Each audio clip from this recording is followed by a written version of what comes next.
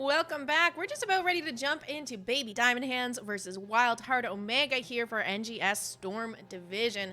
But first, we gotta cover those map bans and go over how the coin toss played out here. We did have Baby Diamond Hands winning that coin toss, and they have opted for first pick, giving map pick to WildHeart Omega. The map bans for this evening: Tomb of the Spider Queen and Infernal Shrines, banned out by Baby Diamond Hands. On the side of WildHeart Omega, they have opted to get rid of Sky Temple and Volskaya Foundry. We're going to kick things off on Dragonshire. Slug, what's your thoughts on Dragonshire? It's a very different map. I do like playing it a lot. It's a little harder. It plays a lot differently than most other maps. And it requires you to be very proactive, which isn't necessarily on a lot of maps, but especially on Dragonshire, if you're kind of just like always sitting in one lane or reacting to what the enemy does, you're pretty much always just in a losing state then. So it's a very fun map to watch, as both teams kind of try to get little advantages. Yeah, this is one of those maps where it's not necessarily like who team fights better. It's like who can rotate properly, get the soak properly in these bottom and mid lanes, find the picks that you need. It's not, Infernal Shrines, people typically say this is a map everyone's comfortable on. It's really just going to come down to who team fights better and who just outskills the other in that way. But Dragonshire, you can do a little bit more with it. Looks like we're almost ready to go here, so hopefully we'll get the readies out soon. I'm going to let them know casters are ready. And hopefully get into that draft in just a moment here. Slug, anything you're expecting in particular on Dragonshire? I know there's some heroes people tend to gravitate towards on Dragonshire. I think Rexar is probably the biggest one that shows up that's not as normal on other maps. Anything that can kind of roam. I think a Nubrak and Murden are probably like two of the best tanks on the map because of their ability to just kind of show up out of nowhere, get off the map, and kind of be a threat. Versus like a Johanna, it's nice because the wave clear is actually very good on the map, but you're a little less threatening in rotation. So it's always very interesting to see like the tank matchup, and I think that usually affects a lot of the game itself.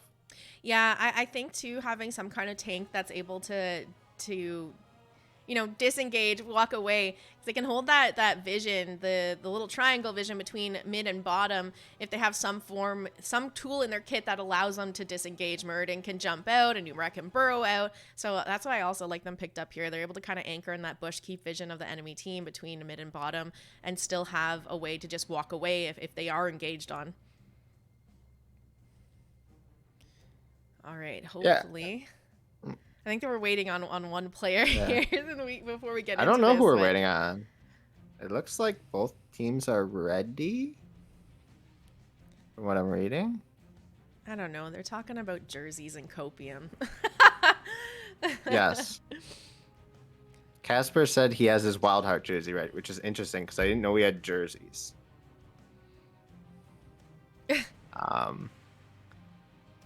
it looks like maybe we're starting soon. I'm unsure now.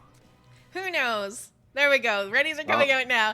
Other things we could be looking at potentially picked up here is just things that do control vision through that rotation. Lunara Wisp, a Hanzo arrow scouting those bushes here. So that's something else I kind of wouldn't be surprised to see contested in this draft. Let's go ahead and jump into that draft right now here. I hope they remembered to set the first pick properly because I told them to switch sides in the middle of that. Oh, we'll find out. Who's supposed to be first pick? I can't remember. Baby Diamond Hands. All right, well, we'll find out. Yeah, they did. They did. Perfect. It'll be very interesting to see the priorities. I could see something like potentially a Chen ban. I know Goju is known for it, although he's definitely kind of gotten a slightly bigger pool as of late. Yeah. But it is pretty good on the map, and there we go. As it will not be played this game, it is actually very useful sometimes to have those very threatening kind of off-meta characters for your players, because it can just bring out bans like that. If you can just play other things just fine, it can be actually a very strong resource to have in draft. Yeah, I mean, forcing a team to target ban something that is off meta like that is huge. It leaves up potentially stronger heroes for your team to pick up in the draft here. We do have Baby Diamond Hands with first pick, so whatever strong heroes are left up, they're going to have the first pick of, but that's still not a bad spot to be in on the side of WildHeart Omega. Too, the thing with Chen is you don't really see him that often, so if you haven't, maybe queued into Gojira and Storm League a few too many times, you might not really know how to play against a Chen. But probably up here at this level, they have a little bit better of an idea of what they're doing. It's very interesting. They're targeting the offlane pool. I don't think though is one of Gojira's better characters, but it's not bad on the map. I wouldn't be surprised if I see like a first pick Blaze or Urel of some sort, just to try to limit the pool as much as possible, or even, I don't know, some sort of Hogger. And it looks like it's a Johanna pick, which, I mean, not bad for the map. It was left up after the Junkrat and Rhaegar banned, and an instant Stukov Vala response from Omega, which is fairly normal for them. I think Vala and Stukov are pretty big characters for them. Wow, and the Javs is just flying by. Both teams know what they want. Sylvana's Brightwing now picked up for Baby Diamond Hands here before we get into the next ban phase. What's your thoughts on Stukov getting picked still early in the draft? Do you think he's worth a pickup this early, or do you think it shows too much of your hand not having that cleanse?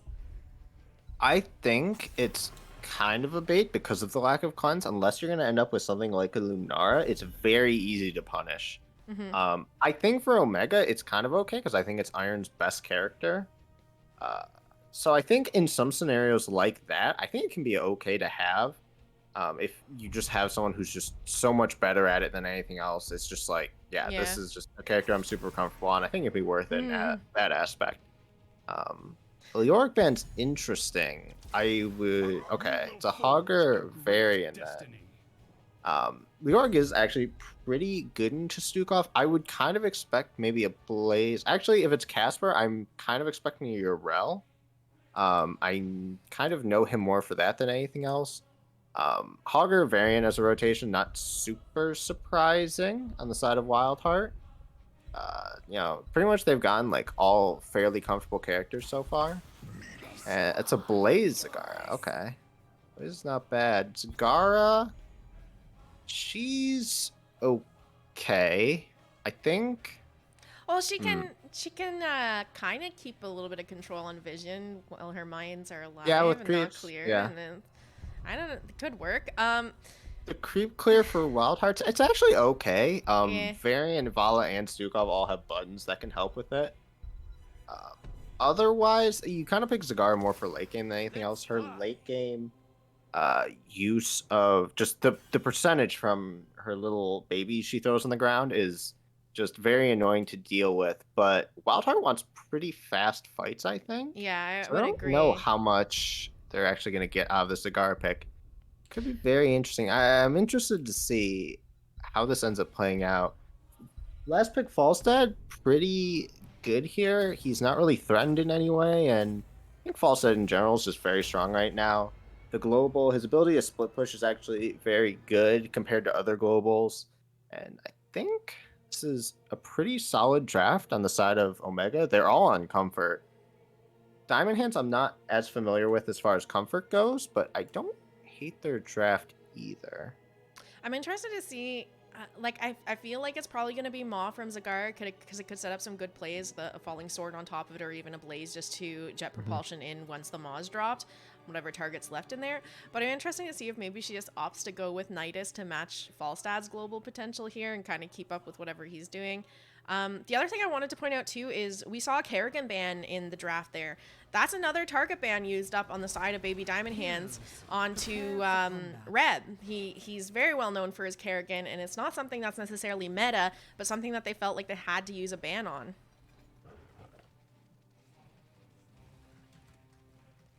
We're going to go ahead and get into the game here, and we'll introduce these teams on the left-hand side. We have Baby Diamond Hands, McGiblets on the Brightwing, Casper playing Blaze, Vivanchi on Sylvanas, Unforgiven on Zagar, and Simply DK playing Joanna. And on the right side, for WildHeart Omega, we have Reb on the Falstad, Gojira on the Hogger, Roger on Vala, Iron on Stukov, and Funds on the Variant.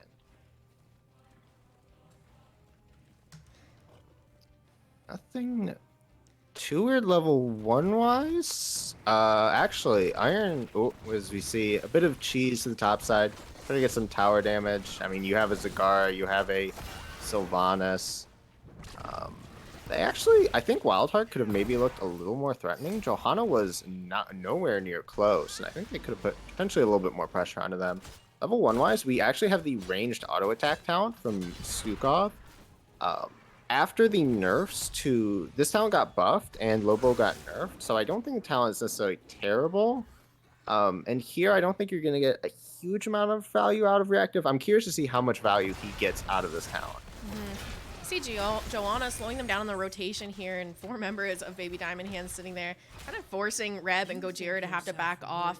Meanwhile, Vala and Stukov soaking out that bottom lane. We're going to see camps spawning in here as well. Hogger starting up that Bruiser camp. Nobody really looking at those Siege Giants quite yet, but there's a lot of pressure so far in that mid lane from Baby Diamond Hands.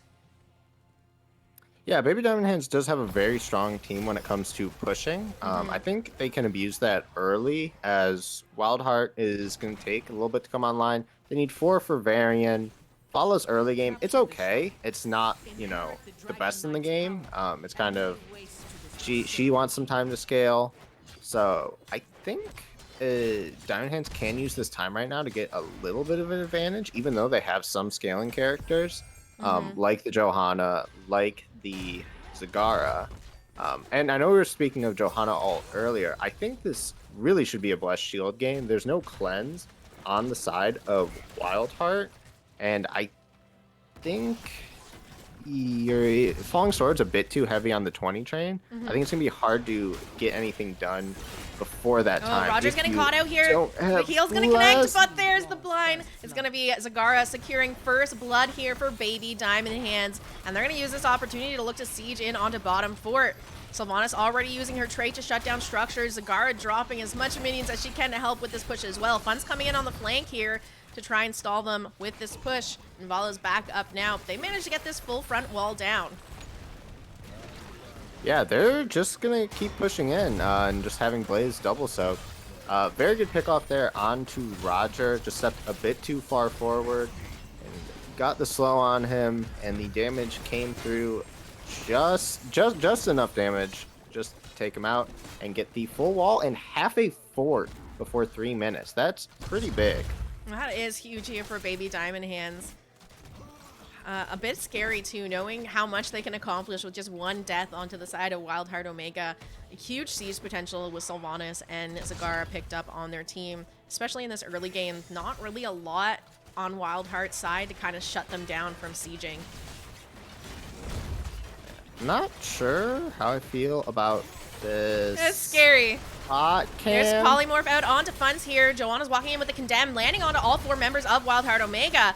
They're blinded and trying to pump out damage. It's going to be hard with the Vala and Falstad autoing, and they're able to push back the members of WildHeart Omega. They're going to find kills here. 3 of them go down. 4 as Vala gets picked off. Hogger here for the fight as well.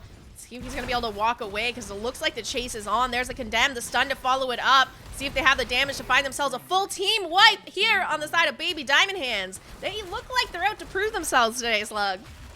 Yeah, they played that very well. A really good flank there from Casper just to secure that fight. It was already going in their favor, but it secured a full ace for them.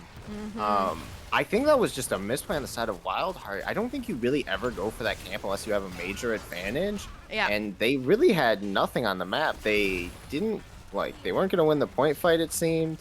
Now you're about 2 levels down. You're going to lose 2 forts in the early game. This game is going to be very hard to play. No, I totally agree with you. They didn't really have a reason to try and force that camp there. It left them in an awkward position, in a tight choke for Baby Diamond Hands to collapse on them and find all those picks. I mean, they're scaling. Look at those level 1s. Lots of questing talents picked up here that is going to carry them nicely into the late game. The question is now, can they make it there? We're seeing Baby Diamond Hands pull ahead with quite a level lead. About a whole level lead in XP ahead of them, and level 10's about to come online for them. Yeah, I will also say something that happened there is Johanna actually finished her level 4 subdue quest, which does not happen too often. That's actually huge. An 80% slow that does not decay is really hard to play against. you know, you can watch it right there. Funds is not really going to be moving around too much afterwards.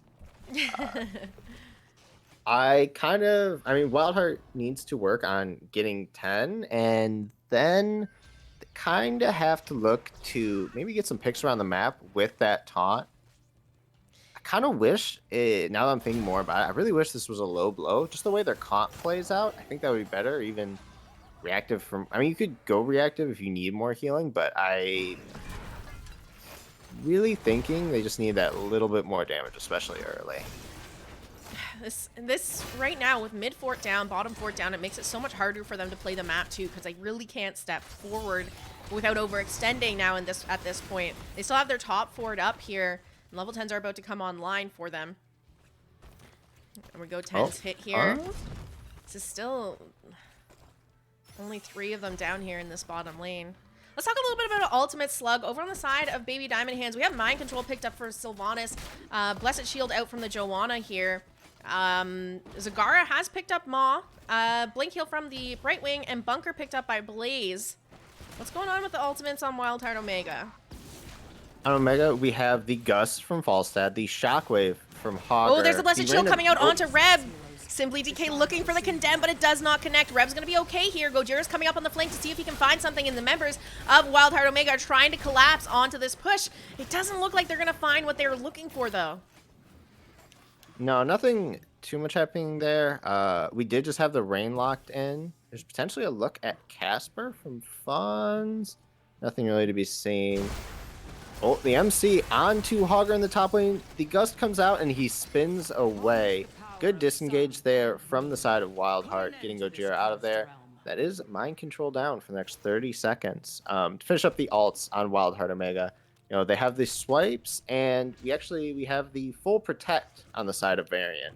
So he's not going to be doing a lot of charging and can take on maybe some of that extra spell damage coming through. Oh, hang on a second here. Varian checking that bush, and he finds the members of Baby Diamond Hands. The channel is up and available. Blaze is looking at it. There's the Maw going out onto Vala as Blaze channels this Dragon Knights, and Baby Diamond Hands finds themselves with another DK. Roger able to walk away here. 40 health on his bar, but he is going to fall. Vala the first to go down in this fight. They're looking for more as the Polymorph connects on to Varian, and they look to siege down top fort here. Meanwhile, DK heading towards bottom lane. Yeah, there's really this is one of the issues with the early Stukov pick. Whenever, you know, that mock comes out, there's really not much he can do. There's gonna be a blessed after it, so if he goes for anything and kind of try to stop it, he's probably just gonna get hit by that. So overall, they're actually punishing it very effectively right now. Yeah, I really like how they're using their siege potential on the side of Baby Diamond Hands in this, you know, early to mid game.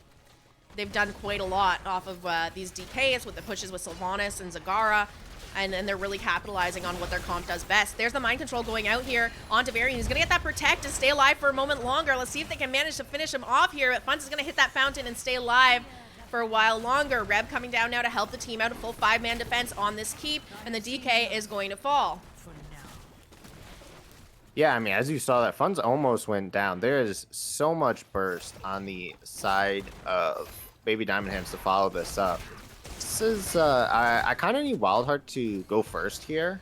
They can't really be counter-engaging, I think. They have to look for stuff like this.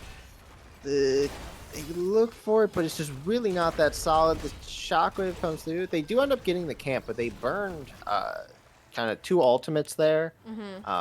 And the taunt as well. Just need a little bit cleaner follow-up. The silence did not come out in time. Ooh, Fun's looking at Unforgiven. Here's the taunt. The team's collapsing onto her. The blink, or the heal from Brightwing, they're not able to connect on time to keep Zagara alive.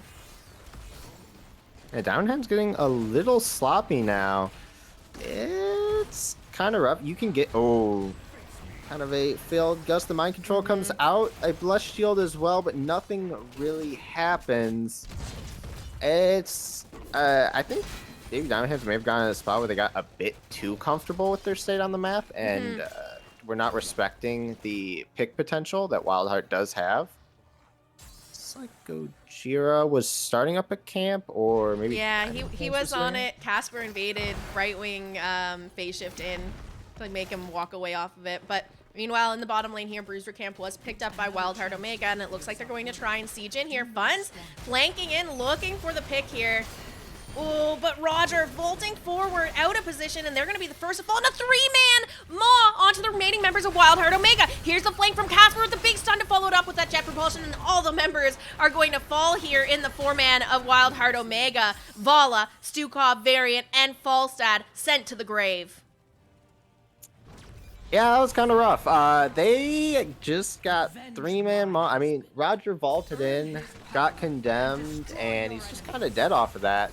And then the 3-man maw followed up by the blaze stun was just insane. And I don't think that's game, but they'll at least lose a keep and potentially a Dragon Knight if Baby Diamond Hands can get back on the map fast enough.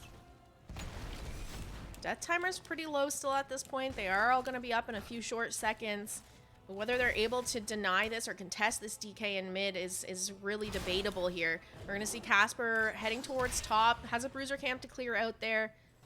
Doesn't want to show quite yet as the rest of the team looks to be trying to cut off Gojira on this rotation. There's the mind control out onto Hawker. The Gust being used there to try and disengage and help him, but he's going to go down.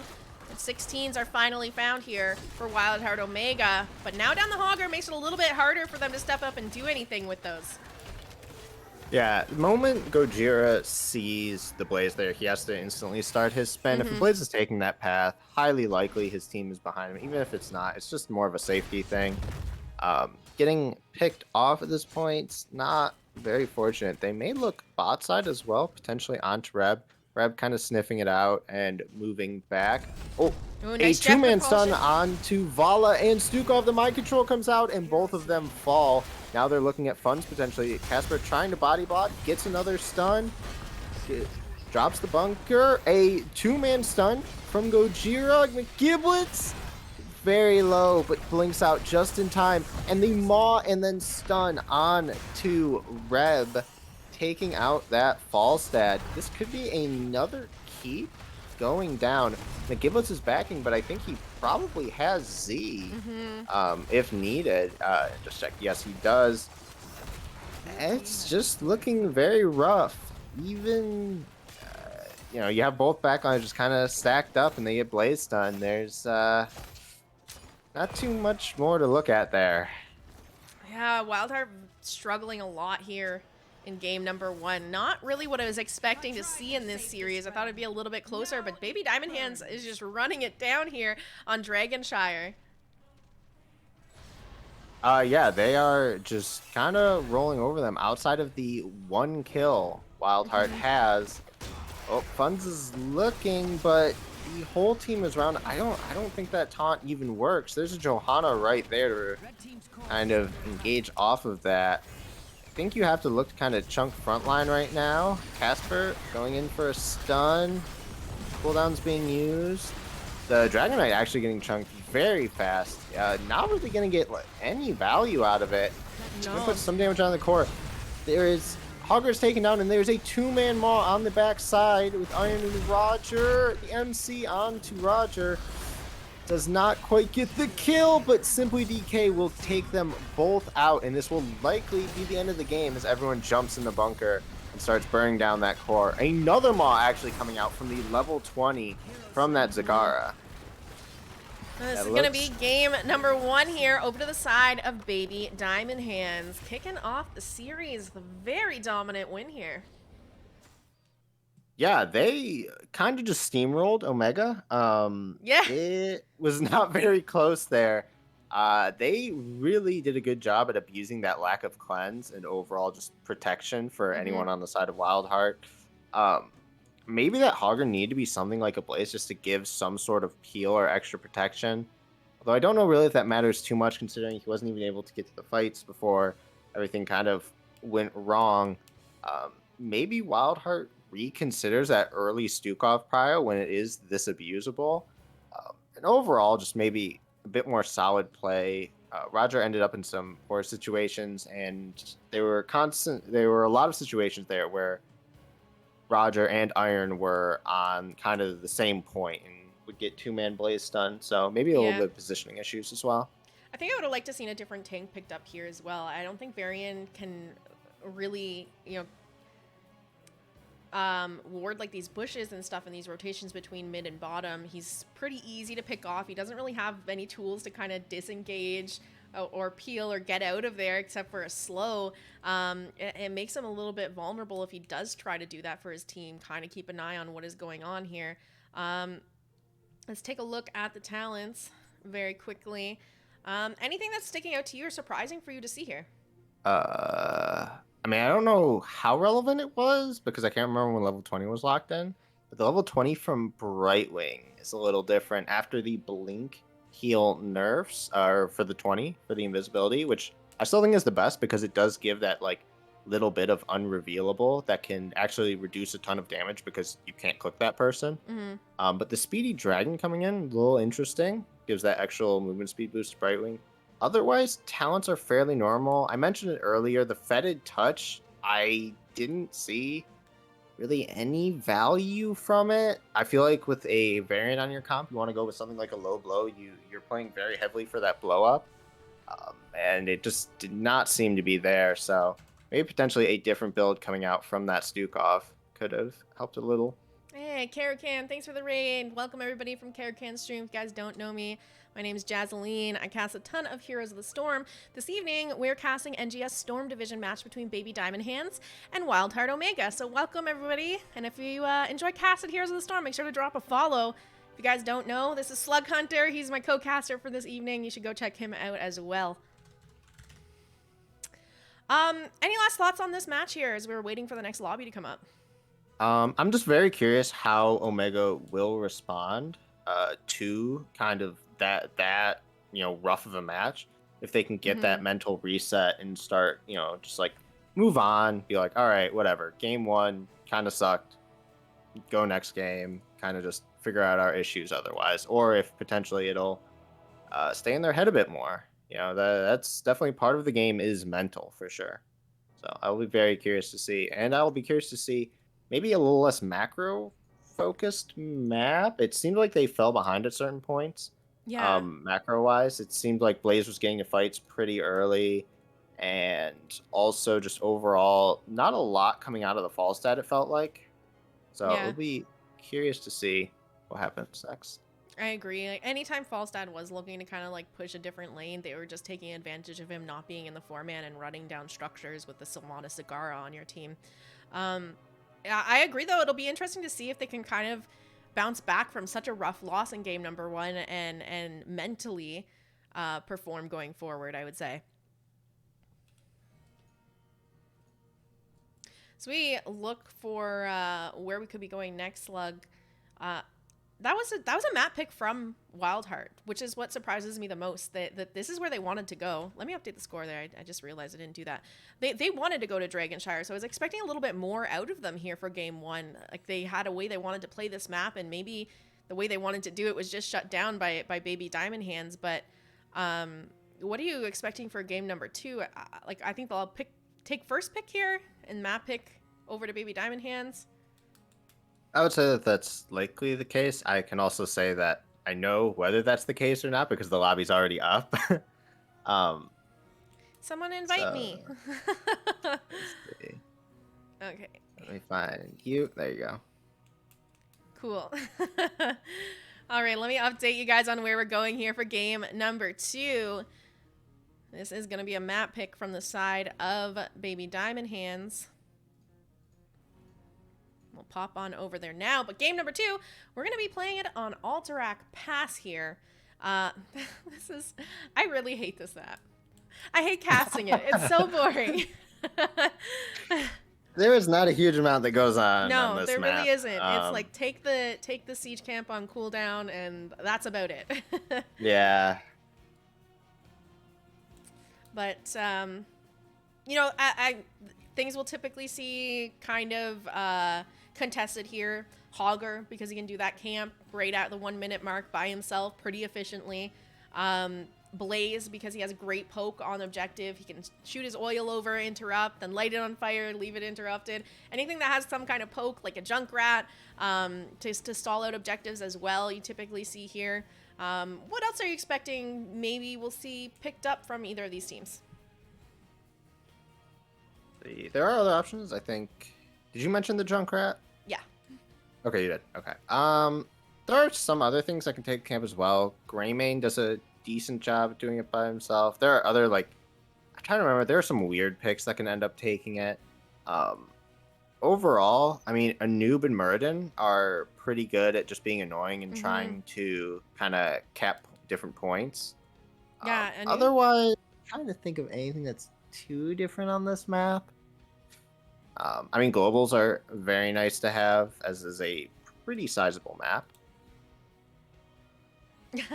Linehouse is saying shame on the NGS community for voting this map into the pool. I think it was already in the pool by default, but I could be wrong. I wanted to say the pool was like is like very similar to CCL's I think they outside of like one I think they difference take maybe. out like the lowest picked map or something like that and give you an option of all the remaining maps to add in when they do the voting. I don't know. I don't play a lot in NGS, so I don't really do the voting. I let the players do the voting because they're the ones that actually have to play the matches. But we're gonna see first ban here coming out from WildHeart in a few short seconds. And I'm curious to see if they are going to get rid of something like the Hogger or the Blaze in particular after game number 1. Yeah, I will be curious. I think they more likely prioritize Hogger. I think Gojira didn't have a bad game necessarily. He didn't get a chance to affect a lot of Mm-hmm. those fights. Um, but the interesting a Urel ban, which is targeted over at Casper, he didn't play it in the last game, but he is generally considered a fairly good Urel. And It's the nice thing now that WildHeart Omega is in the first pick position is they can actually target ban things as opposed to having to get rid of meta things. So that's likely why we see the URL this time and not last time. Last time they had to ban out Junkrat, they had to ban out the Rhaegar in the first couple bans. Yeah, I'll be curious to see. But if you leave all of that meta stuff up as well, sometimes the second pick team can just decide, okay, we're just gonna let everything up and we're just gonna see what we can get. A new rack ban as well. That's pretty necessary. It's very strong on the map. And the Johanna ban means Stugov and Rhaegar are both up. I don't think you have to go healer first here, but they do. I'm trying to think of what I would have rather seen because I feel like there was probably something else. Junkrat was actually up. I think Mm-hmm. that was potentially a much better pick there. Be interesting to see what the response is from the side of Diamond Hands. Uh, Both Junkrat and Blaze are still up here. Potential things to see on this map. We're going to see the Brightwing, though, from McGiblets once again. And Lunara picked up by Unforgiven. Interesting. I would expect a Junkrat. Yeah, there we go. The Junkrat Blaze right there. At this point, offlane is a bit lower on the side of picks. There's like Dahaka and Leoric for kind of normal picks. Malthael was also buffed recently, so that is another Yeah. option you could do. Oh, you haven't? I've actually been Go ahead. Go I've, ahead. I've been seeing a lot of actually Tormented Souls Malthaels. Mm-hmm. I'm honestly not sure how good it is, but it's kind of annoying in some games.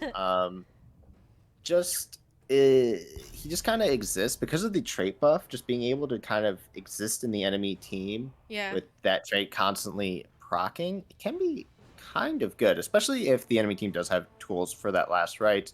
So it could be something that comes out here in the Leoric ban. I think that's very solid here. It's a very good matchup into Blaze and even Rhaegar. If you get him in that Entomb, he's kind of definitely in a lot of trouble there.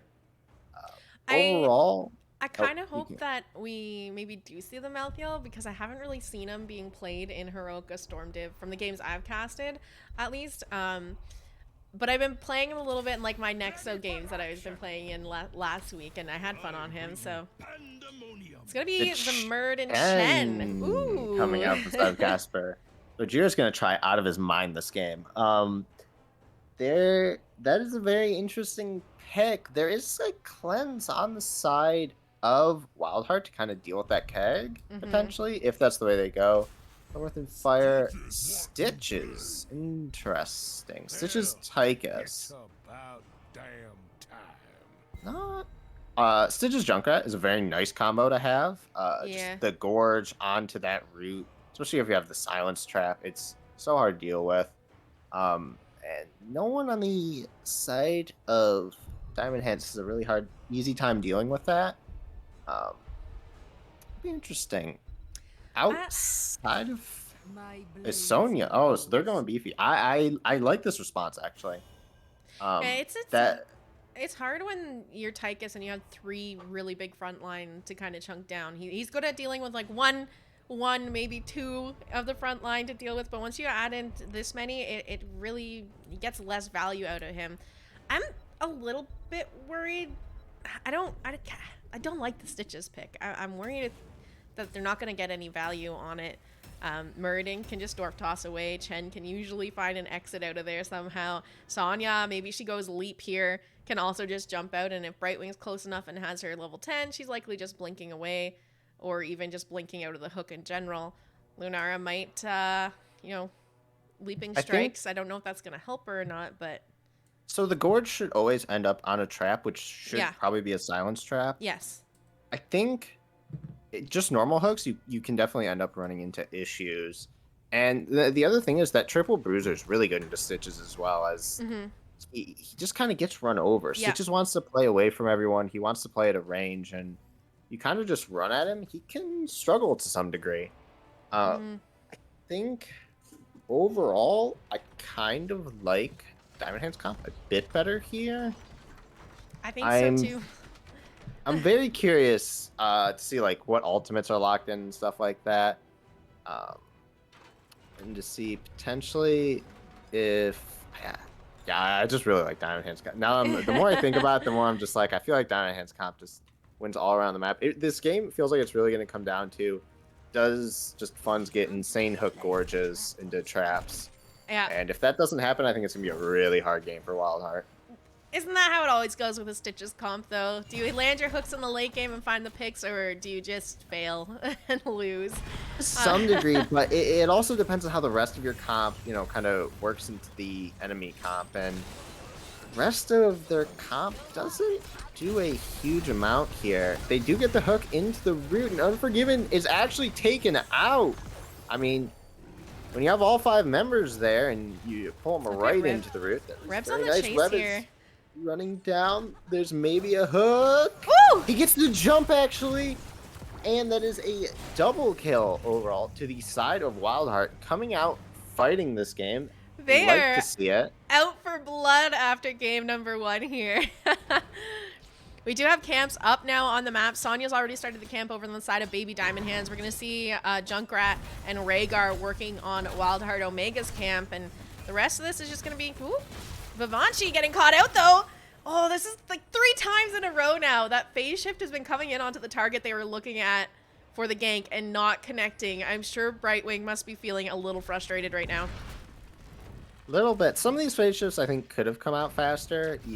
Pretty much the moment someone gets hooked here, you kind of have to phase shift. Oh. And oh goodness! Oh wait, they can get the gosh! Funds! Oh my God. We were worried about the They're hooks, actually and gonna get he's it. just like coming in here. Oh my God, they have insane. They're a whole level up at level 4. They got both camps, which is huge. That is basically never seen on this map. And they are just running through Diamond Hands right now. Wow. They have come to play this game. Another hook, that one does not quite hit. I mean, he's got to miss at some point. We're giving Baby Diamond Hands a little taste of their own place from game number 1 here as they run away with this early lead on the side of WildHeart Omega. I'm just kind of trading up onto that Sonya. Not even scared. Look at Funds. He's setting in the bush. They're looking for the hook here if they can find it. It's not going to connect this time around. There's the stun out onto Funds. Polymorph connecting. They're not able to do anything with those. Members of WildHeart Omega are going to be just fine here as first objective coming up here soon. Yeah, that was almost a really solid play from WildHeart. I think I could have played it a little bit better. Potentially Rhaegar just throwing down the root at some, or not the root, the totem at some point, just to get that extra little bit of slow to potentially secure a hook. No big deal either way. They're still decent on the map. They actually have lost a little bit of soak, it appears, as they're kind of getting back to even. Not sure what happened to cause this. Maybe when they were playing so much for bot, they lost maybe a mid wave or something. We're looking Reb. for Reb, but slides right on out there. Now, we do have that siege camp picked up here on the side of WildHeart Omega as well. Sonya's working on the camp once again for Baby Diamond Hands. This time McGiblets and Simply DK, making sure that there's no suspicious rotations happening from WildHeart to shut down that camp for Sonya. Reb's coming forward, starting to clear some of the minions around objective, and that camp is collapsing onto mid fort right now. They have to clear on the mid fort, which should let WildHeart maybe get a little bit of channeling going through on this. Bring some damage onto that Murden, but he will heal up. The phase shift actually does come out kind of unnecessary there, but after those early hooks, potentially a bit freaked out. And there is no phase shift now, so it looks like they're just going to try to run down that Sonya. There is nothing for her, and they get another kill. These are looking like two completely different teams after game one slug. WildHeart kind of woke up a bit. They're really playing heavily. They saw that phase shift come out, and they didn't even hook or anything. They just walked at that Sonya. They're like, they have nothing for you. You know, we're going to be able to do this. He does secure the gets objective. Another hook, the boot potentially getting Lunara. She is able to hop away though, but she is very chunked out here. Casper on the side right now, potentially looking to jump in, but he's all alone right now.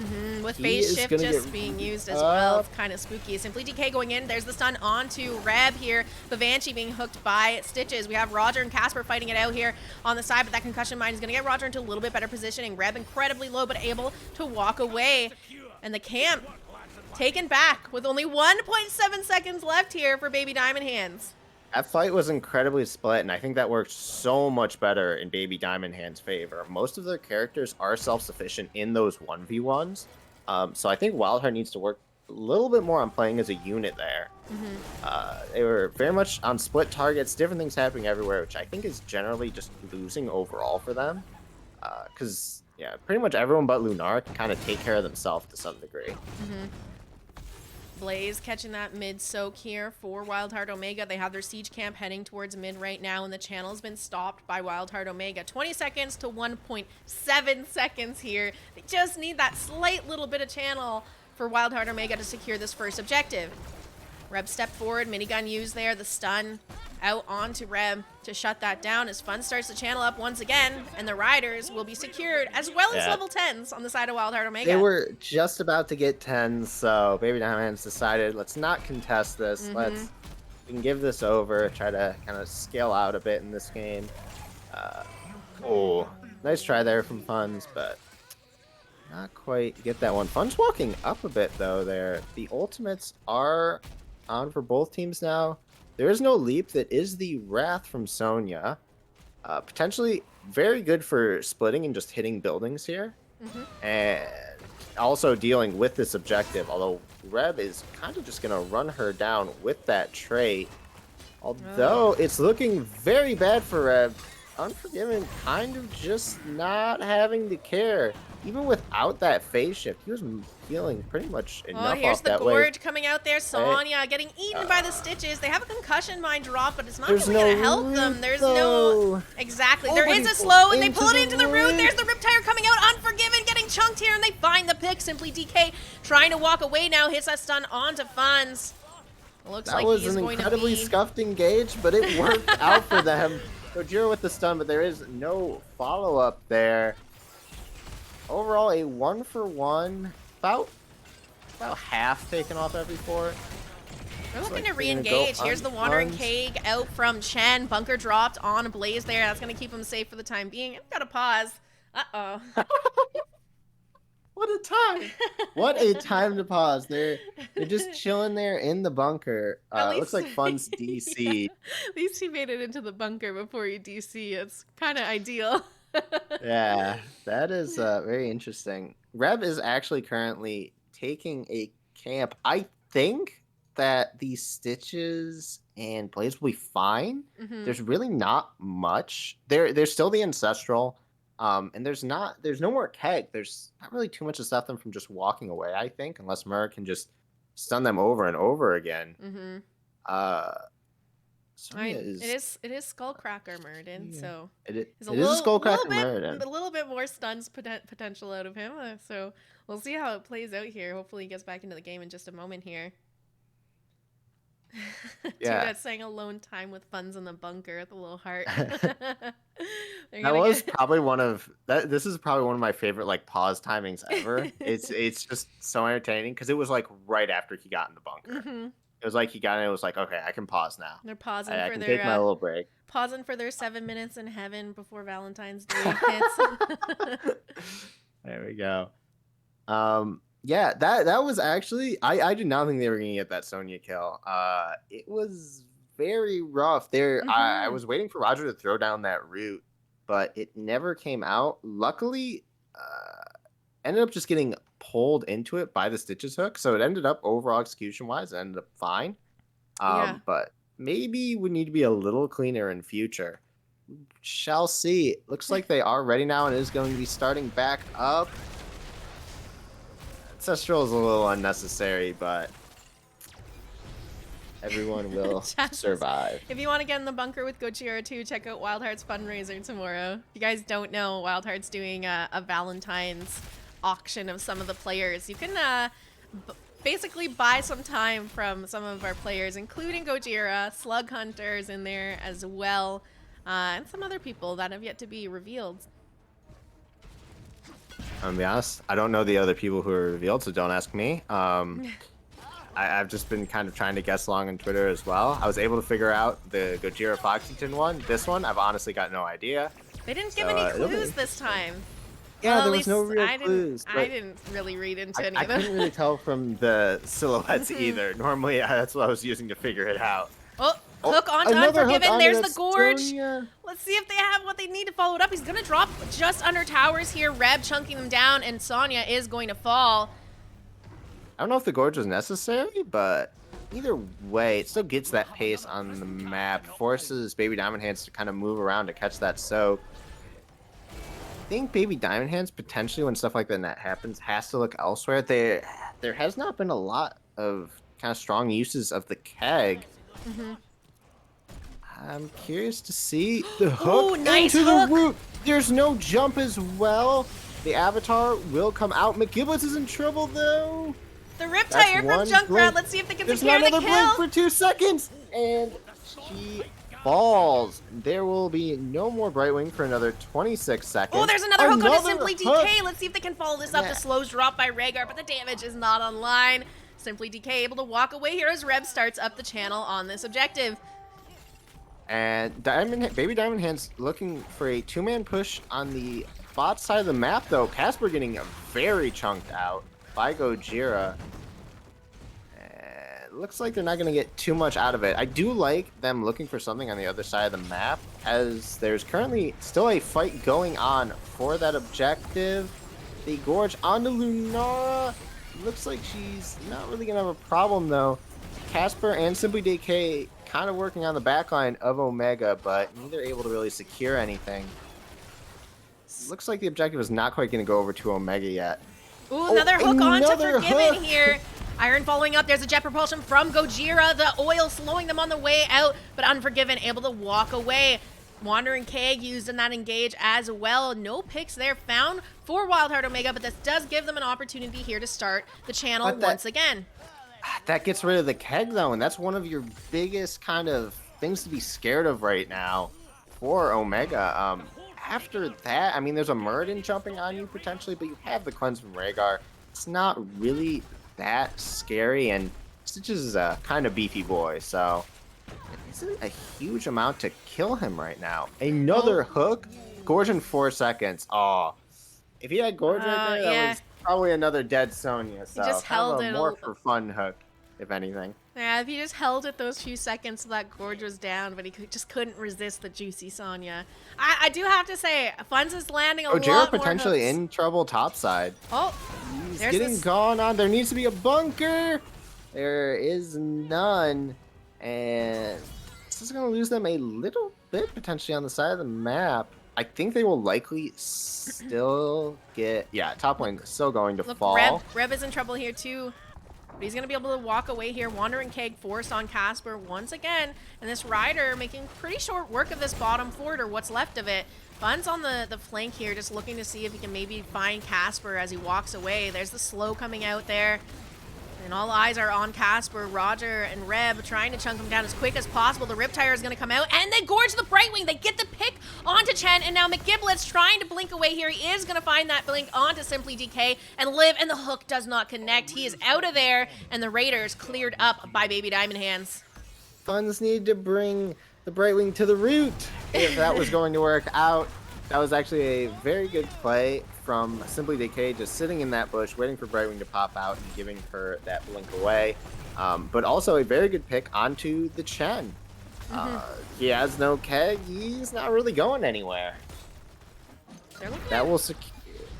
They're trading bosses. I like WildHeart positioning up here with no real threat for a little bit to get that camp as well. Gets them just a little bit more momentum on the map. Their boss is potentially going to do more as well, as it doesn't have a fort it has to go through. Curious to see what they do on the side of the map. It looks like they're potentially going to try to push through mid. Casper, almost hooked. Yeah, I'm wondering what they're going to do here as well, because for now it looks like they're just going to let that boss in top lane do what it wants to do. Reb's jumping into Odin, and they're looking to siege through this bottom keep. Pretty healthy boss here, Odin as well. But Talentier's even, so Baby Diamond Hands, has an opportunity to defend, and if they maybe overstay their welcome. Oh, the poor hook Lunara. into the stun. Great follow-up there from Gojira. And now there's just no range damage to help deal with this boss. Casper on the side. Oh, it just gets away. I think there maybe potentially should have been a gorge there. Just throw him on the trap. But you still get the keg out, and now you're really not under any threat. You can still siege this if you're WildHeart. You're still very threatening here. And Reb just kind of sitting there clicking down the keep, which will fall. They will be able to leave. Maybe a last-second chance for a hook. Looks like they're just going to leave and get prepped for the objective. Potentially take their camp. They did lose the fort, but their top fort, but this is still incredibly worth for them. We actually, if you see Baby Diamond Hands on the map there, potentially looking to invade, but WildHeart potentially sniffing it out. Funds is going down towards that side. Funds sees now, though. It's potentially going to look for something here.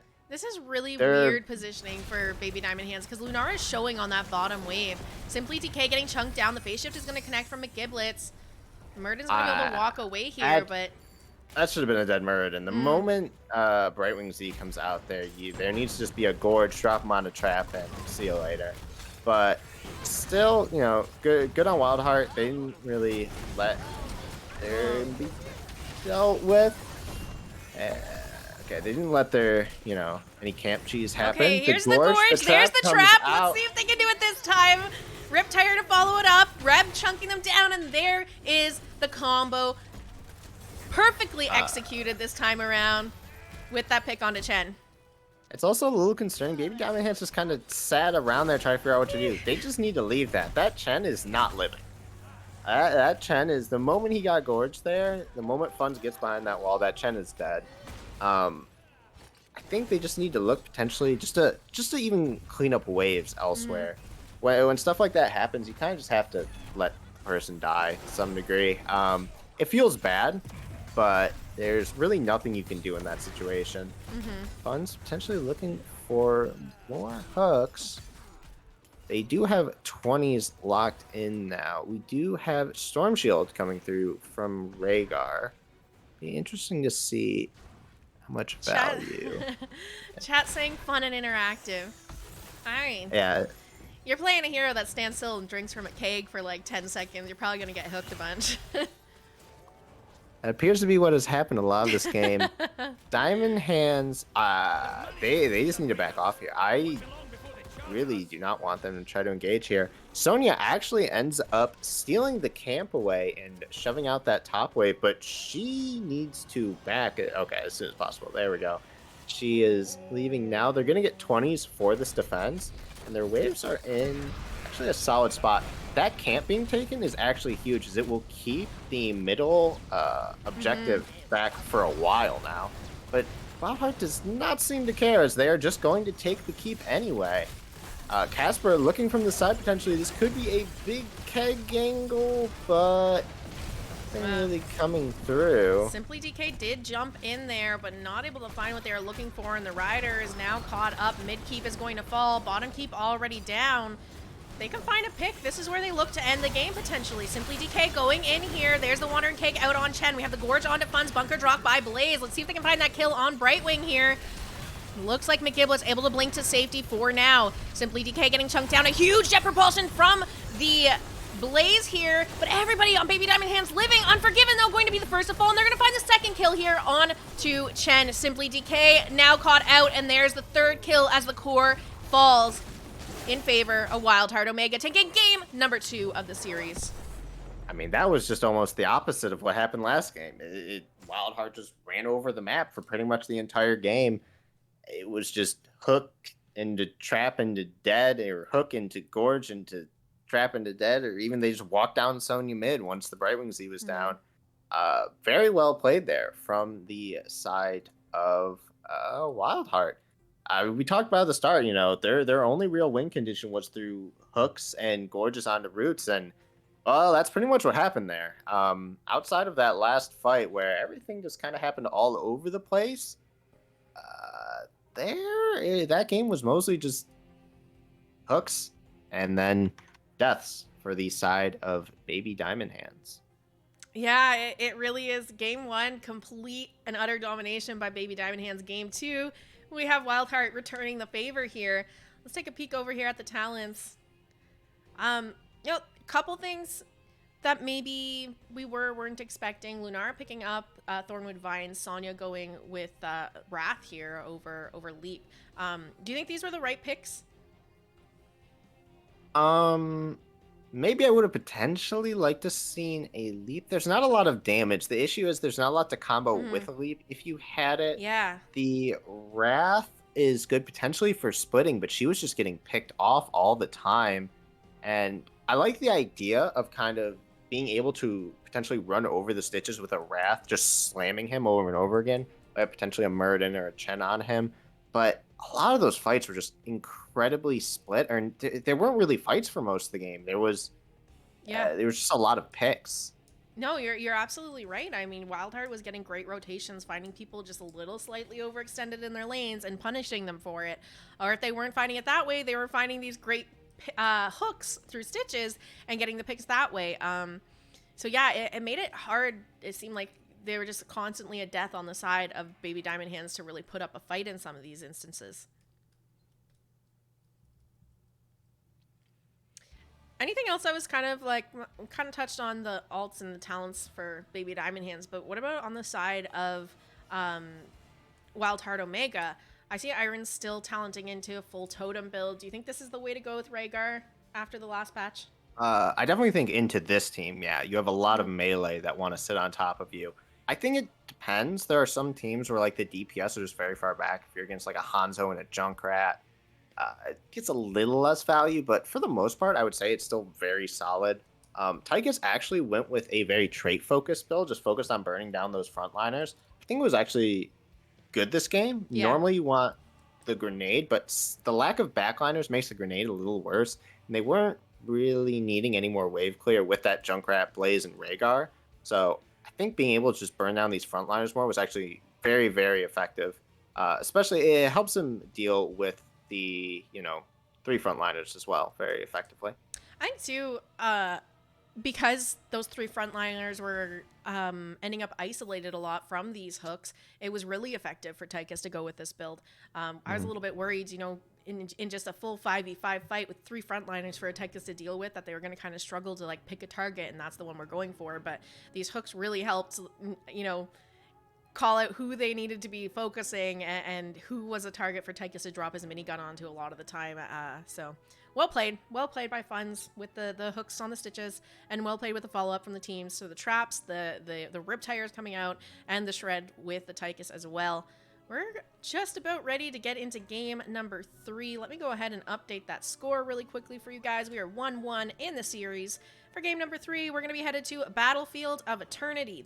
I'm so glad we get my favorite map after my least favorite map to cast. But BOE is, I think, one of the most fun maps to cast because there's just always brawling going on. You got a lot of team fighting around these immortals. You have to prioritize a bit of the burn, but a lot of team synergy to win these fights. Slug, what are you expecting to see here? Potentially a lot of fighting. I mean, they've been fighting a lot throughout this entire series so far. So it'll be very interesting to see on a map that, you know, heavily enforces that and a lot of brawling. So it's going to be interesting. Curious if anything changes draft priority wise. It is a first pick for Diamond Hands now, so I will see. We'll see if their bans changed at all. Probably still that Chen ban coming out. This is probably his best map. As far as I'm aware, I'm not a Chen main, but from what I can tell, it's, you know, you don't really have any of his weaknesses here. And otherwise, I liked the Rhaegar over the Stukov for sure for WildHeart there. Having those potential saves and the overall utility and healing it brings, I think is just generally better than Stukov right now. So it'll be curious to see where their priorities lie for both teams this game. I think so too. Oh, we're gonna jump right into the draft. I don't think I said I'm ready, but maybe you did. I did not. I have not typed in that chat. Was a little surprise there. I lost my train of thought. I had something to say, but jumping into the draft threw me right off. But that's okay. First pick is over onto the side of Baby Diamond Hands. This is a map pick from WildHeart Omega.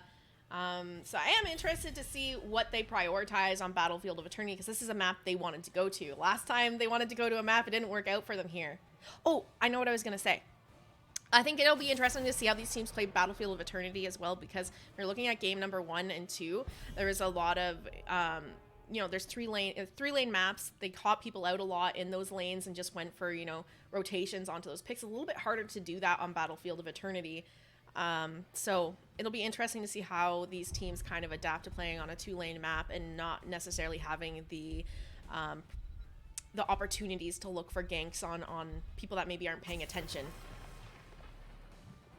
Lucio bans. Very interesting.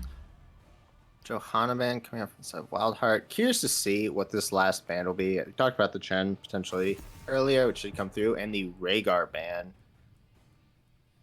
I'm not even sure how correct that is into Diamond Hands, as they seem to have a very high Brightwing priority. Yeah. I think they played it in both games. Yes, they did. Remembering correctly. Yep. I'm curious what else McGiblets plays. But we'll see if we find out. We see the Stukov coming out. I'm curious to see if we will see any kind of punishing picks here from the side of WildHeart. I wonder, like, why the Lucio ban?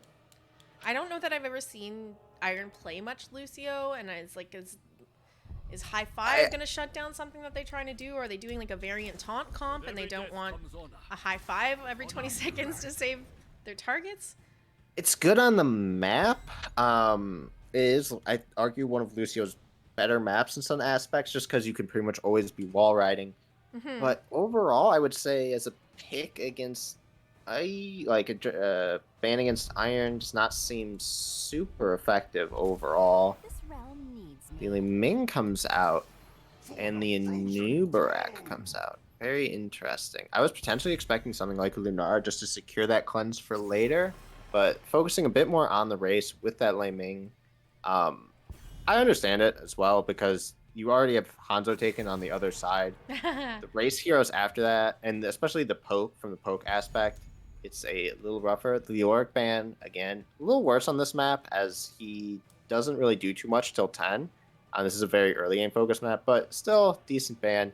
And the Stitches ban coming out as well after that last game. Yeah. An Anduin. And what else do we get to see here? A Diablo. So very aggressive picks from the side of WildHeart, which I like here. I think the Diablo Hanzo, very good against no cleanse and no real save support.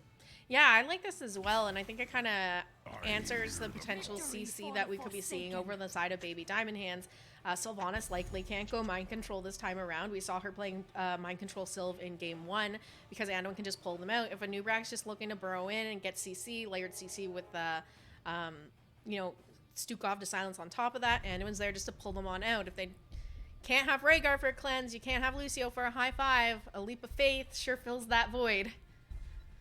It sure can. And the Rexar Sylv rotations. Okay, a Kerrigan coming out. So we're gonna see heavy aggression from the side of WildHeart. If we don't, they're gonna lose. To put it very plainly, they need to find picks. I think early this game. I think they need to set kind of the tone because I think overall scaling they scale really well as well though, but I want to see pretty heavy aggression from them early because I think that they can potentially force some picks early, especially onto that Nubarak who is a little squishier. So are you calling it for WildHeart, or are you calling it for Baby Diamond Hands now that you've seen the entire draft? I think I give it a bit more to WildHeart here. I like their draft a little bit more into Baby Diamond Hands. The abundance of melees is a little rough into Stukov and the potential Sylv arrow, I think. But overall, I think they're all on fairly comfortable characters and have just overall very good synergy in their team. Yeah, and can punish the lack of cleanse very well.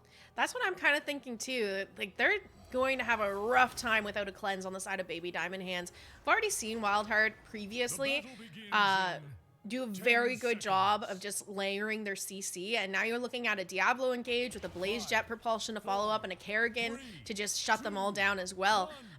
Reb is super comfy on that Kerrigan. We saw target bans onto him earlier in the series, and this time they made it through, maybe thinking, you know, it's BOE, maybe they don't go Kerrigan here. I'm gonna see what Diamond Hands is trying to pull off as they are going to look at this top fort here. WildHeart kind of figured it out though. I think they realized that the Rexar was bottom. The Giblets potentially, Gujira has a big flank here, doesn't hit anyone, but Simply DK is in trouble and goes down. Fun. Stukov is also likely to fall here as well. And yeah, WildHeart did a very good job kind of staying off map and looking to punish the potential level 1 cheese. See Rexar pushing in bottom lane here. Blaze is going to go down and match him now. Get a little bit of that soak that's left behind here. But they got about half a tower in both bottom and top out of those 2 kills. Worth it? Maybe not. It probably is not, as it will definitely, highly likely WildHeart will pick up this camp. Maybe Diamond Hands looks to play for it as well. It would be a 4v4 route. Fun's potentially in trouble. There should be a pull though. It's very late. And they're gonna get the camp. Simply DK burrowed in. I think Reb has a combo up. 2-man combo takes out the Anubarak, and the Stukov also falls. Funds gets the flip onto Vivanchi. Vivanchi has no haunting wave to get away with anymore. Oh, that's a triple kill over to the side of WildHeart. This match is already turning into a bloodbath this early and this many deaths already. Yeah, I mean, as I said, I kind of expected WildHeart to come out swinging again, and that's exactly what they've done. Reb has been finding those combos, Fun's finding some engages.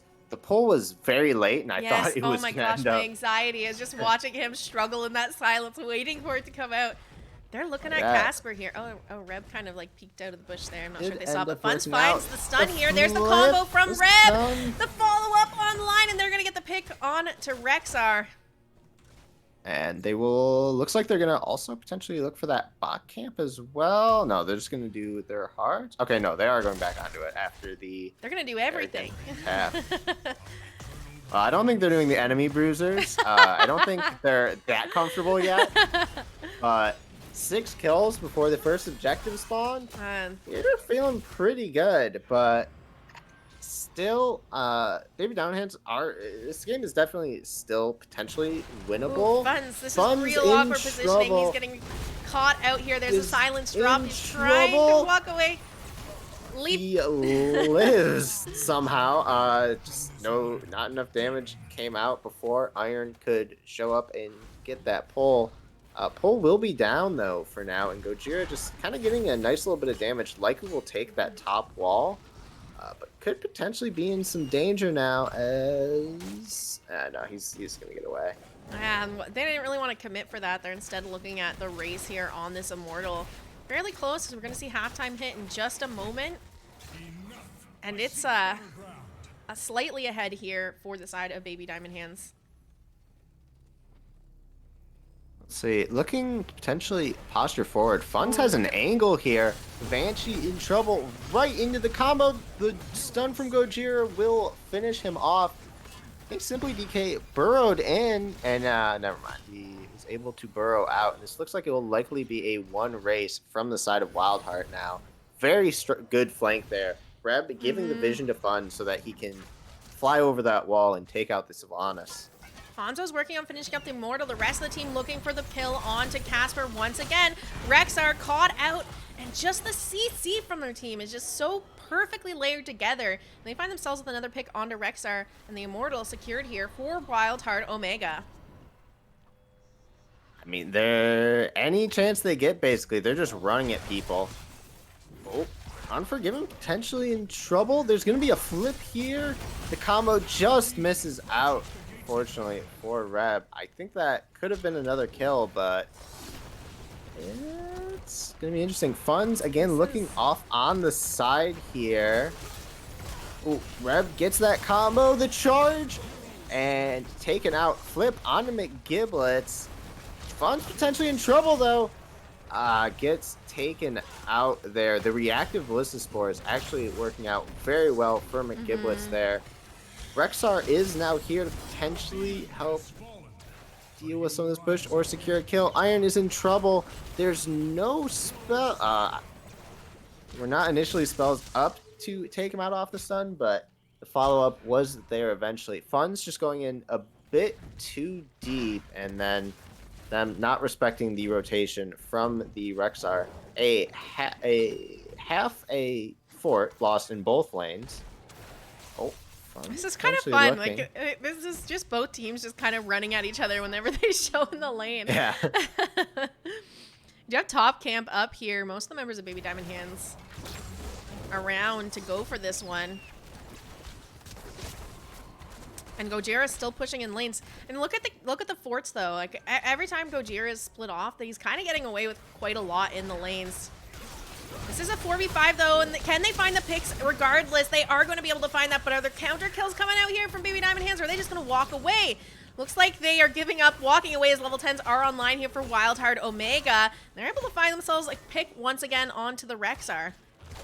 Ooh, arrow out! There's the APOC on top of it! They're looking at Vivanchi. Can they find it? The combo comes out from Kerrigan, and Vivanchi will fall. Funds is still out for blood, trying to find McGiblets. It looks like they're going to be able to walk away from that.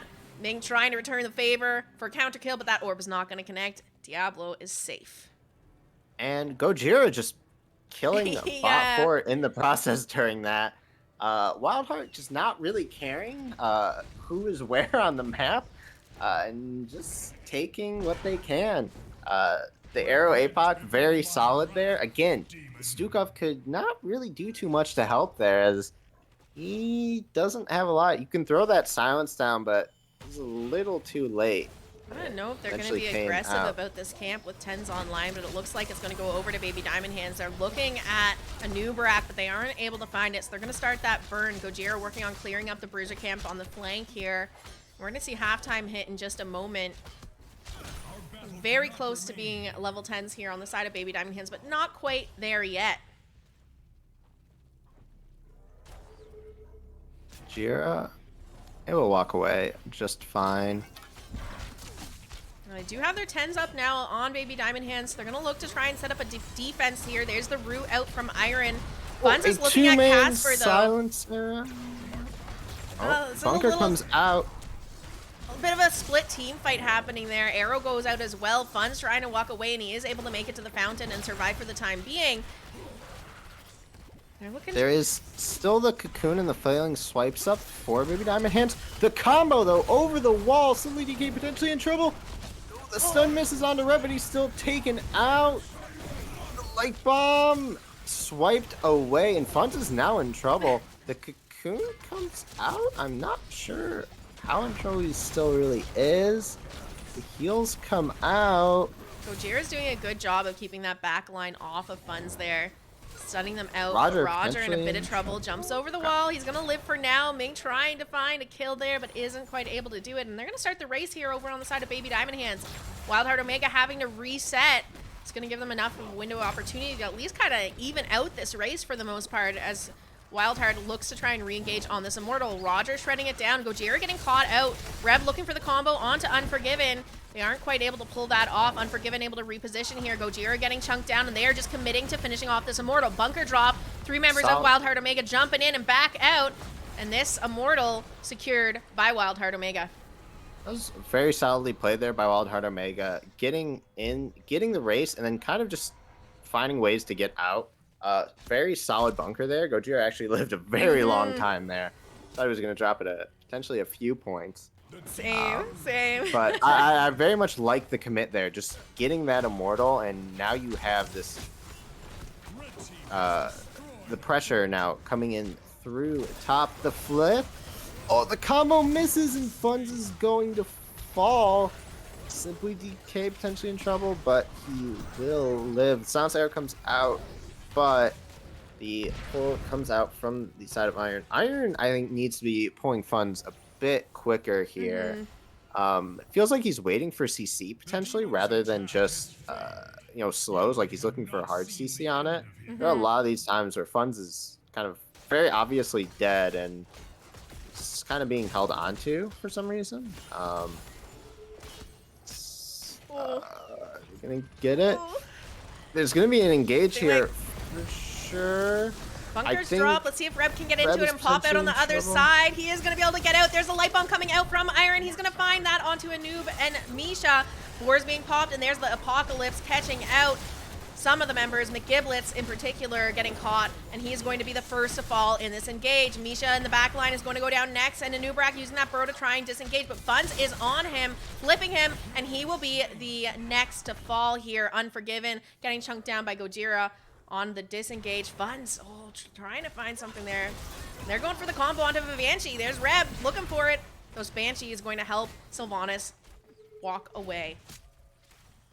Yeah, Iron actually just kind of manning up and putting the light bomb on himself, being like, I'm the engaged now.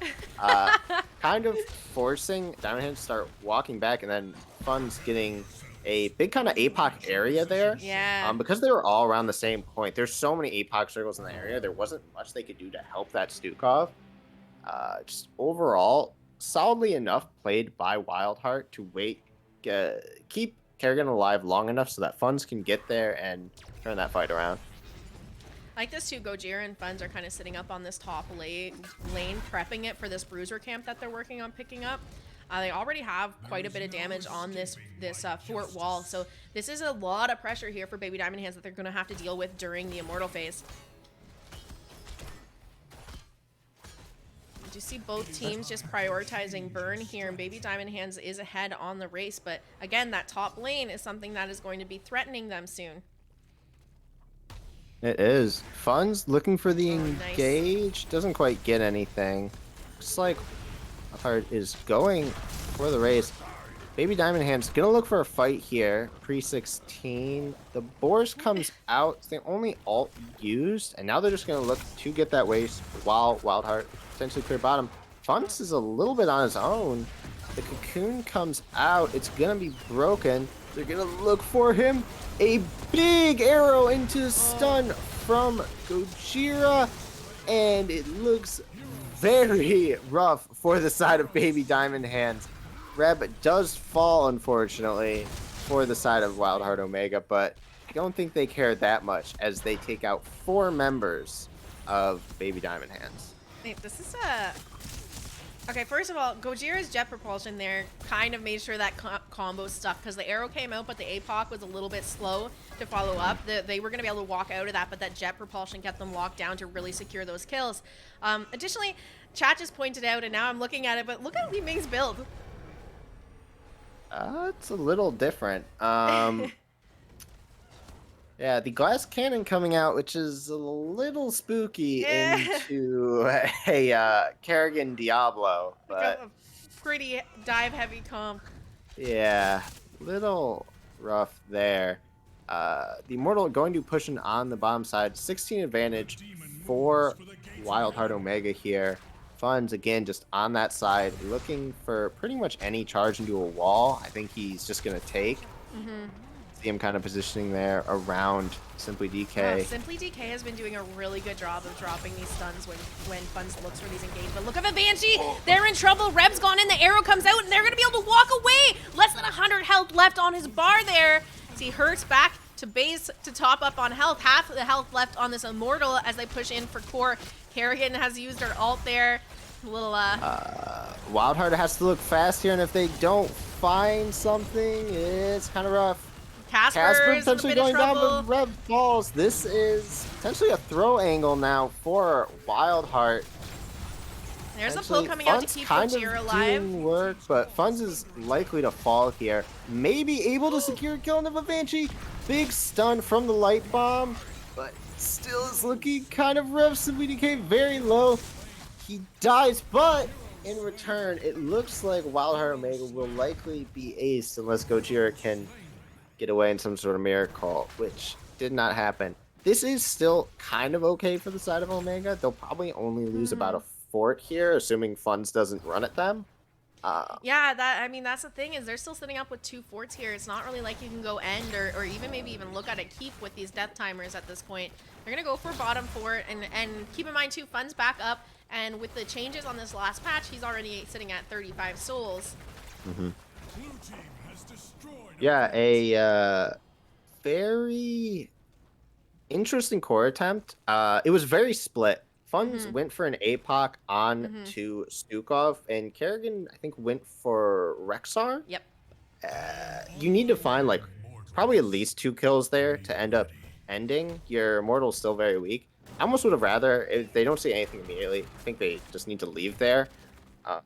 Their Immortal was just still very low. They did end up getting 70 or 30% off the core. Looking.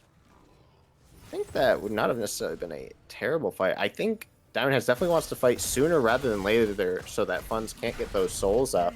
It's going to be a lot squishier. Yeah, I agree with what you're saying about the core call here, because now you're looking and Diamond Hands is pretty much even out the XP here. They still are going to have to deal with, you have the constant kata pressure in favor for WildHeart Omega in the bottom lane and the periodic katas in the top lane, so they can still play it slow on the side of WildHeart Omega. But that big XP lead is off the table now for them. This, they're not going to hit 20 so far ahead of Baby Diamond Hands necessarily. Maybe they find the kills here, and they do though. Misha goes down, Unforgiven flip. There's a jet propulsion out from Gojira. There's the arrow. It's going to connect onto Rexar. No APOC to follow it up, but Light Bomb is going to be used. Bunker drop by Blaze and Cocoon going out onto Roger. Here's the boars coming out from Rexar. Let's see if they can do anything to help secure kills. Gojira getting incredibly low. Reb caught out on an island here. Going to pop into the Chrysalis. Try and stay alive a little longer. The pull going to save him for the time being, but the silence locked down with a stun from Anubrak, and they're going to get the pick onto Kerrigan. Down goes Anduin, and the resets there going to secure them a 3rd kill onto Blaze. They get a counter kill onto Li Ming, but that is a 3-for-1 in favor of Baby Diamond Hands. We're just seeing again, WildHeart are now just splitting focus too much. Funds kept going on the Li Ming. There was the arrow that came out onto the Rexar, but there was no follow-up after that. WildHeart wants to stay winning in this one. They need to kind of sharpen up a bit and start hitting the same target. Absolutely. We're going to see Roger clear up that bottom lane, and this Immortal is going to go over to the side of Baby Diamond Hands. Yeah, it's going to go through top side.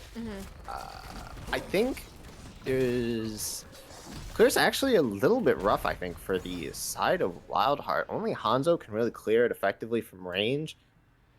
Blaze can throw stuff at it, but it doesn't really do that much. Gonna be curious to see what ends up happening here. Yeah, I'm wondering if Potentially they're... they Wait. may look to fight past. That's what I was potentially. gonna say. I'm Yeah. wondering if they're gonna look to try and force something behind the Immortal, and then clear it up after, you know, basically CCing them to death on the back line. But it does look like that idea might be getting shut down. Misha's kind of scouting out bushes. Simply DK is keeping an eye on the back line and possible rotations for a flank here. So the remaining members looking to push down this top fort, and that's going to go down. Boar's coming out from Rexar. Misha looking for the stun, but it does not connect. They got the root, though, onto Kerrigan. There is the pull to keep Kerrigan alive, though, and Bunker being dropped here as well. So a couple big things to use there, but they still have the light bomb, the arrow, the APOC combos. Fun's going in, but getting turned onto himself. Kind of just creating a bit of space, potentially burn down this Immortal. This Immortal is now going to go into its melee portion as it has lost that shield. It's going to start hitting that key. Looks like it probably won't get onto core with really any amount of health, so WildHeart should be okay there as long as none of them go down. Fun's is in trouble, though. He just gets up via the pull. He can also use Hellgate there too. Yeah.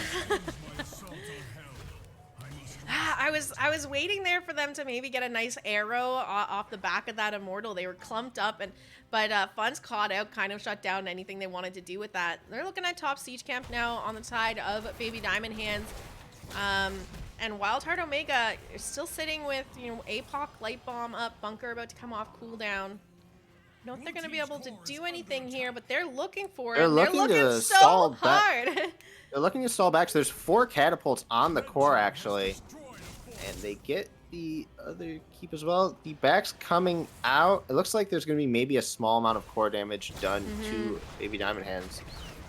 Looks like WildHeart going to go take that bottom camp and then eventually deal with that top pressure. Reb actually going right now. It looks like they are not going to take the bottom camp. They need to send someone back to deal with the katas. Yeah, I think it's a little risky for them to stay at that bottom camp knowing there's pressure on core as soon as any of them show there in that top lane. Baby Diamond Hands knows it's a 4v5 in their favor. So I don't blame them for giving over that siege camp. Bruiser camps are online here, so I'm just expecting both these teams to pick up those bruiser camps now. And, you know, not go for an invade for no reason here. And that's what we see.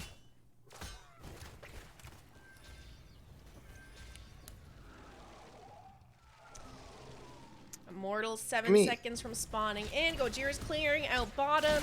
There's a bruiser camp for Baby Diamond Hands to clear out top. So both these teams just set up for the race here. Yeah, it's going to be a little faster for the side of Baby Diamond Hands at the moment. It looks like Fun's peeling them off a little bit. Keep it a little bit close. During this halftime, looks like both teams are potentially going to clear out camps. It's a very close race here. Like only about 1,000 damage difference there on that race. Simply DK in the bush there. He's going to walk away. Fun's is looking for a very big flank from the side here. Ooh, they are looking at that Anubarak. Charge is going to come out. The flip, the combo. It does not. A 3-man light bomb coming out into the Dragon Arrow, but nothing really coming out. And now Fun's in trouble. He gets cocooned. That actually works out in his favor. The stun comes out. The pull away. Looks like you're potentially able to fall. No, everyone on WildHeart able to survive for now. That's insane. I can't believe they didn't get any picks on the side of Baby Diamond Hands. Fun's Gojira getting so incredibly low, but just walking away. Baby Diamond Hands now has a bit of a window here to go back to burn, but they are underneath an enemy Immortal here as WildHeart looks to re-engage. Fun's on the flank, looking at McGiblets. He gets the stun, he gets the APOC. Let's see the follow-ups there, and it's going to be down goes McGiblets. The Immortal, though, picked up here for Baby Diamond Hands. Diamond Hands Not gonna fall potentially. Gonna be very curious to see what WildHeart decides to do there. Do they try to make some sort of core? It looks like they're gonna make some sort of core play here. It'll be very interesting to see how this goes. They have to commit hard. They have no waves to help them I think out they either. need like another kill as well. Because oh, there's the boars coming out from out. Rexar. There's the Root as well. Unforgiven on the flank, trying to get some damage, but they're going to get the pick onto Rexar. In turn, Kerrigan does falls fall, as so there's some well. core damage taken off. They're looking for That's more, though, most but of their core Banshee. damage, actually. Banshee's Ooh. in trouble to blink away, and I don't think WildHeart can end here now. Kerrigan is most of their core damage. Just a little rough sequence for them overall there. The initial engage on that top side just not going over very well. And then they did get a good secondary engage on to Stukov with the APOC, but the damage was already done Immortal-wise and keeps this game still going, potentially for a bit longer, and they get to keep that keep for now. Curious to see if any plays are made to get rid of it. Chat saying, damn, how does that guy keep living? What I think is really interesting about this series is the game number 1 was a stomp by Baby Diamond Hands. Game number 2, WildHeart stomped, and now we have finally a match where, like, this is anyone's game. Like, you're just getting down to the end here, and whoever wins this next big team fight wins the game at this point.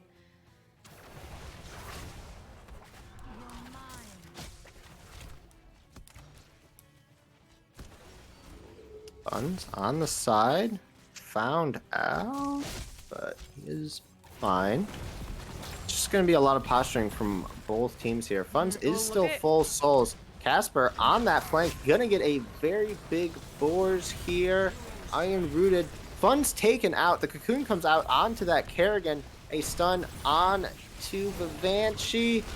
Kerrigan pulled out. The Chrysalis comes through, and maybe, just maybe, Fun's is back though, actually, and Fun's now out of vision.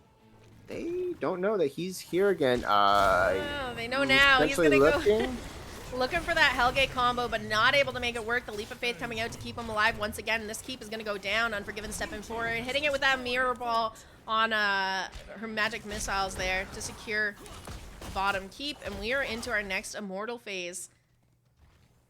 A lot of ultimates used how this is played out. Our team's going to take their camp. Looks like both teams are going to take that bruiser camp to get some pressure. Likely to see just a trade of burn initially here.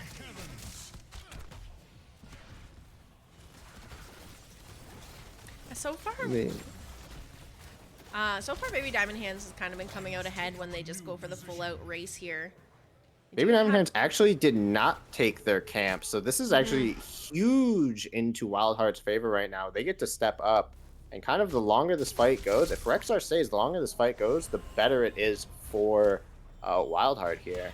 Yeah, they have a bruiser camp, and Cat is pushing in through top. That Rexar has to clear Rexar up, so they're going for the fight. There's the arrow out, silence drop by Stukov, and Diablo in trouble here, but the leap of faith is going to come out to keep him alive. Unforgiven getting incredibly low, bunker dropped on the blaze.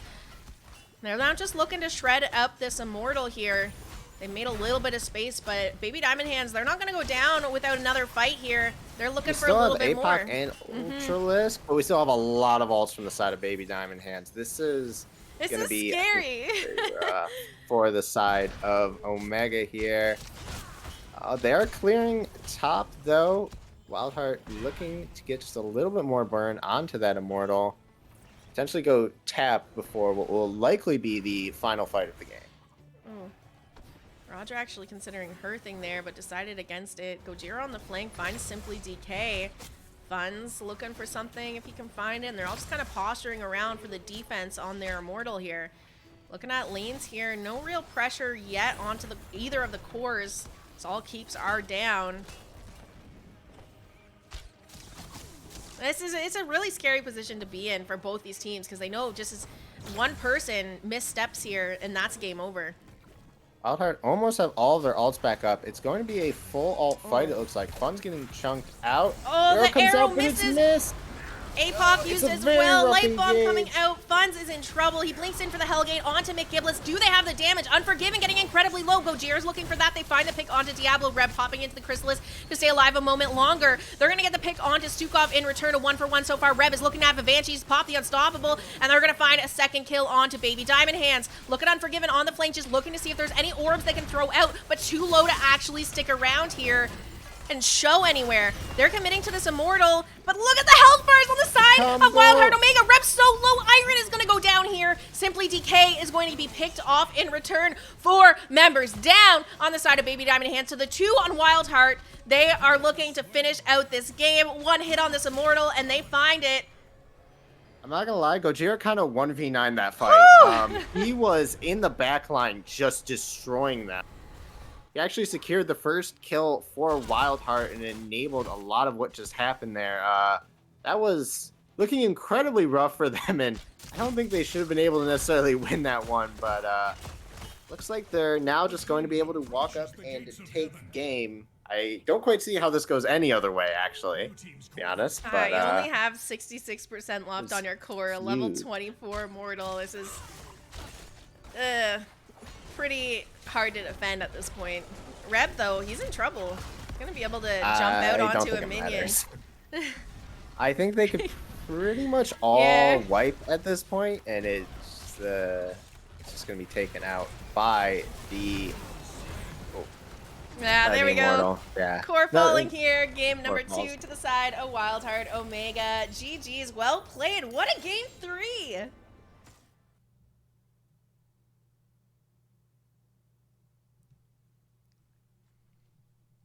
A lot more exciting than the first 2 matches we saw in this series. Look at like the kills on this game. 18 to 27. Like, not very often you see games at this level go to that high of kill counts. This is a very, very entertaining match here for game number 3 of the series. Where are you expecting to go from here? I think it's going to be likely another first pick from the side of Baby Diamond Hands. You could see a map pick if they really think that they have a map they can just take WildHeart to and just outdraft them and beat them on. But right now, it seems to be whichever team gets ahead in the early game. Outside of that last game where WildHeart kind of got very split for a couple fights there. Pretty much every fight after, like, I don't know, 20 at least, they kind of just were a little all over the place and made that game much harder than it probably had to be for them. Yeah. So I'm very curious what's going to end up happening decision-wise when it comes to map pick and between map pick and first pick. Taking a look here at the talents, we kind of touched a little bit. It was an interesting build out from Li Ming. Is this like, talenting into missiles at 7? Is this BOE build, or is this is a little weird to me? It's not things you typically see. It is BOE specific. Yeah. I don't know if it's necessarily better, but I get the idea of not necessarily wanting to calamity into that enemy team. I don't think it's necessarily bad. I think the glass cannon is kind of rough in certain areas. I think it's actually probably fine if there's just potentially a little bit better play. The more I think about it, I think it's just overall you're playing to avoid the enemy team anyway, so it's probably not too big a deal. I don't think having Illusionist makes that much big of a difference when it comes to Laming living or dying. If Laming gets gone on, she's probably just dead no matter what. So I think having the extra damage could be worth it. Do you have the next lobby up already? So we'll pop back on over to Slug and I while we get in there. They are ready to roll. Oh my goodness. I didn't even know this map was in the pool. It is. It was a first pick decision from Diamond Hands, and WildHeart decided to take them to Braxis. Just updating here. We'll pop on over to that map selection screen in case you guys are just tuning in. We are currently 2-1 up in the series for WildHeart Omega. Game number 1 played on Dragonshire, the win from Baby Diamond Hands. Very dominant win, by the way. Game 2 went to Alterac Pass, where WildHeart kind of, gave them a taste of their own medicine with a very dominant game and a win there. But game 3, things got a lot closer. WildHeart sneaking through with a win, but it really could have gone either way. And now we are headed to Braxis Holdout.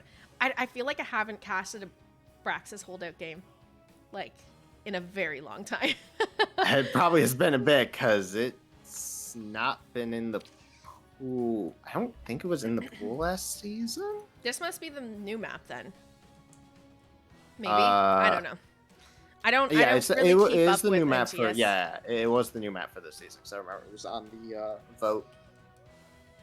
That's an interesting map pick to bring it to. I wonder if maybe WildHeart Omega has been playing this in scrims and are comfy going here and know that it's not really a map that people play often outside of NGS. I don't know. I would say in Storm League, it's not my favorite map. In competitive, it's a bit more fun because it's played a bit differently. But it will be very interesting to see. It's a bit. I don't know like how familiar both these teams are with the map. Baby Diamond Hands potentially with some players that haven't really gotten the chance to experience how to play on this map. Yeah. I want to say that WildHeart Omega has done some pretty decent amount of scrimming on this map once they found out it was in the pool. So it'll be interesting to see what they've come up with for this game. We already see the Brightwing and the Junkrat taken off the table here. The first bands coming out.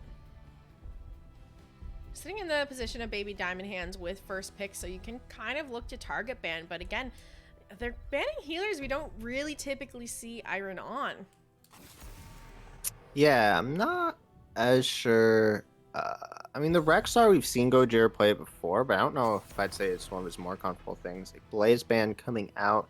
Here's to see what the first pick will be for the side of Diamond Hands. That Johanna is up and it is taken.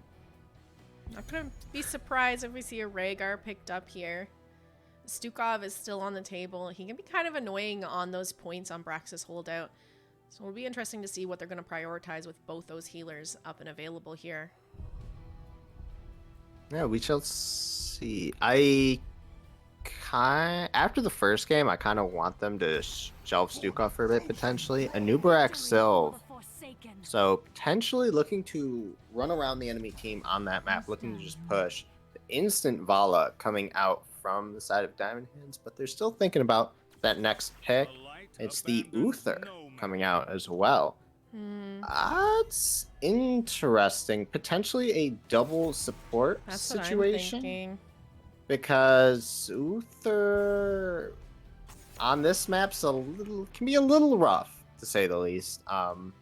If you are playing like a 4-1. If it's like more of a 1-3-1 situation where you have 3 people roaming, it's not as bad. He has good CC and overall just quick fight, so not necessarily the worst pick depending on how they're looking to play it. All right, there's the Rhaegar finally coming in, and it's going to be the Dahaka pickup in that off lane from Gojira. I am really interested to see if they do go with the double support here. The Uther pickup, I wouldn't be surprised. You're sitting in a 4-man.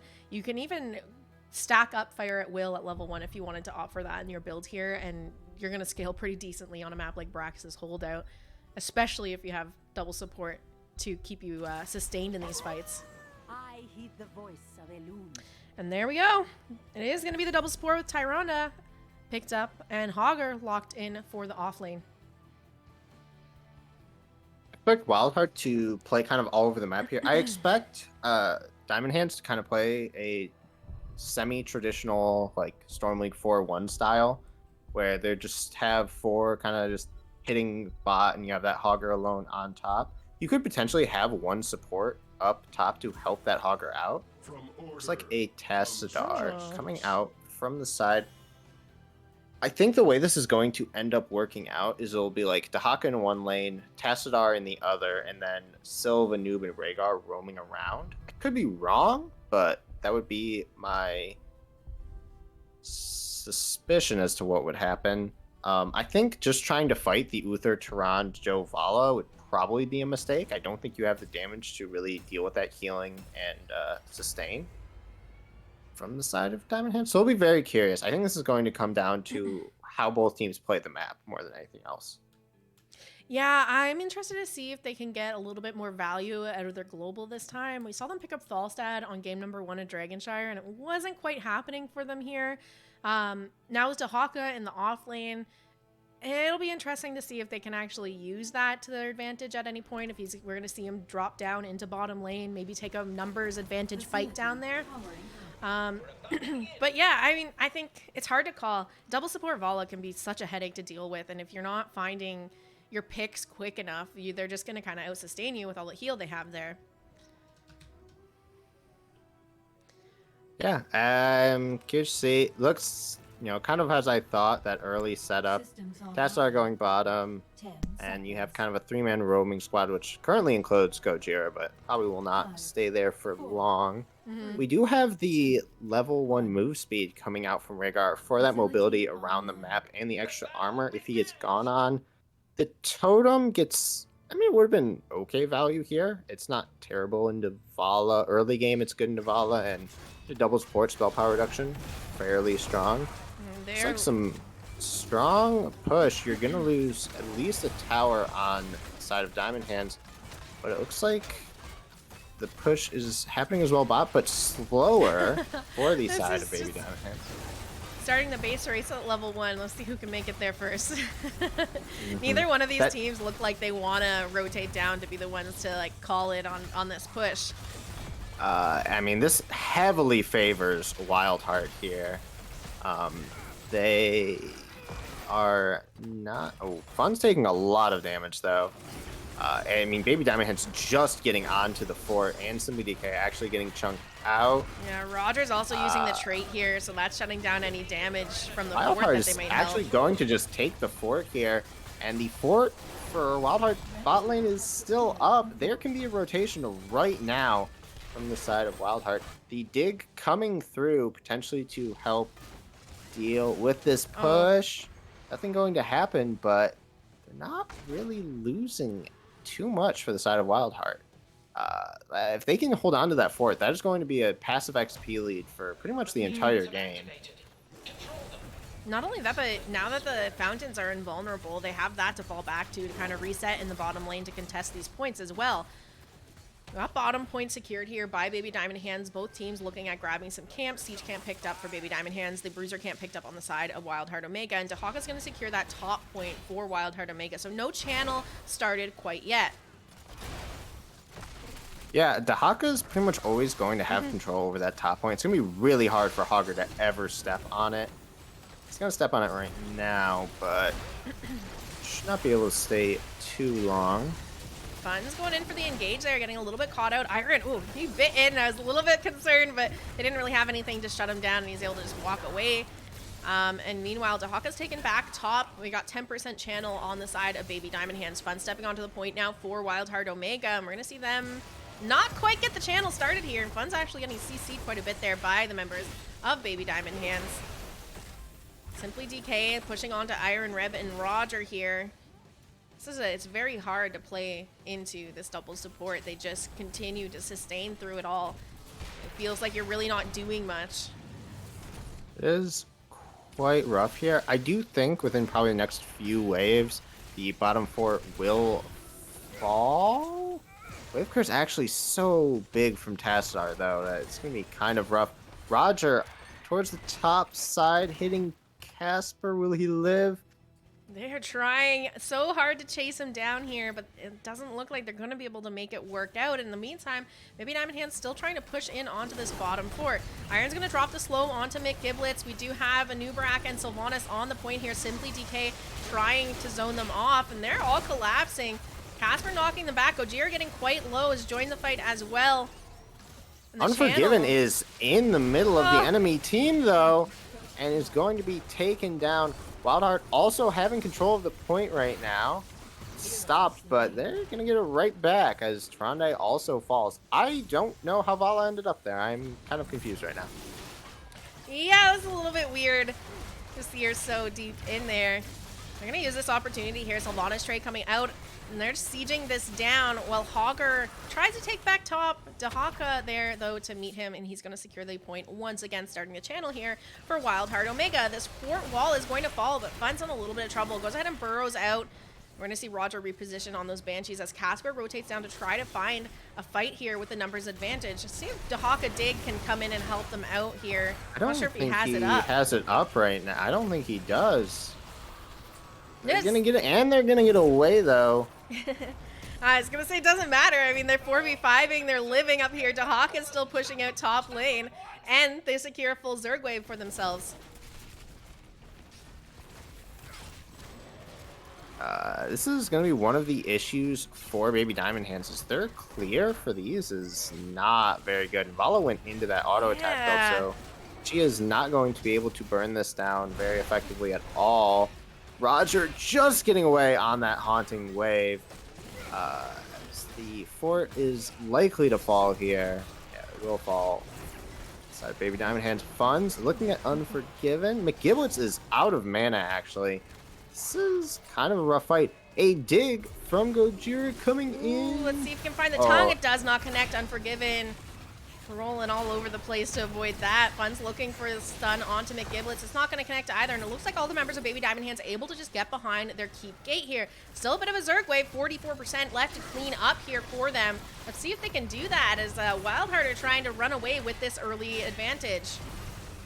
Oh, 3-man stun on that Tyrande. He just lives though. Casper falling to the Sylvanas damage. Fun's getting chunked. There is still this Zerg wave coming through for WildHeart. Let's see. Roger's trade is back up in 10 seconds. So if they can kind of hold this for a bit, Gojira potentially in trouble. Simply DK actually just falling to the damage. Oh no. And as does McGiblets. I think is- this is going to be a key. Yeah, this is a start of sure a a key. snowball here as well. I mean, you're 2 levels up. Level 10s are coming online. You barely just got 7s on the side of Baby Diamond Hands. The last thing you want to do is be inting into them over this keep. This is a really tough spot for them to be in. I really wish Vala went literally any other build other than auto attack build being the only clear on their team. Yeah, this is... The way they talented and kind of built their comp, they basically have to win every Yeah. objective or else they're going to lose a lot on the map, and that's exactly what happened. And WildHeart just kind of walking over them now. They're going to take as much as they can. Funds, the cocoon comes out. Force walls dropped on Tastar. Burrows in for the stun, but he is cleansed. Fun's out of mana here. Gojira chunked out. Casper on the flank. Maybe looking to see if there's anything he can do. Starts up that camp just to aggro it, and it looks like that's all there's going to be. Tastar Grab is is kind of left behind potentially here, in though. trouble. Oh, nice Oh, force a wall. fantastic force wall there. They have a big wave that they need to clear up bottom because the siege camp was taken by WildHeart Omega, so they're going to have to send someone back to deal with that soon. And in the meantime, WildHeart can just take their camps on their side of the map now. Blue team's core is under attack. Potentially looking to start boss with that 10 advantage. And Baby Diamond Hands does know about it. We'll be curious to see if they... It looks like they're setting up to defend against this. I don't know if this is necessarily the play. One's going for that engage. They're split off by that force wall. Sounds comes out onto 2 members. Iron able to ancestral himself, keep himself alive. Reb also falling though.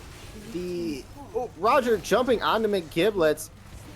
But Wait, that Boss allows him to heal Unforgiven up. Unforgiven still potentially in trouble here. They're chasing her. Iron's bit in, and the chase is on for Vala here. Let's see if Iron can find her. He's back into wolf form, and he's gonna go for it. Wait, what? Oh, the Shadow Stalk came through. The Shadow Stalk came through, so he couldn't bite her initially. But he is out of mana. They can't keep going here. I'm not sure as to what's... They had such a great lead here, and they're kind of, risking throwing that away. Fun's is still living over on the side of Baby Diamond Hands. They have core pressure here with a Bruiser camp, and Cat is coming in, but Casper's clearing that up, and we're going to see WildHeart secure the beacons once again, but that XP difference is starting to slowly, maybe not close that much. Blue team's core is under attack. Fun's is scaring me. Like, no mana left on his bar, and he's getting caught out here. There's a heal He's from in Rhaegar. trouble. He has enough He's mana to just burrow getting out. away. My goodness. He likes to play risky Very much sometimes. playing with fire there.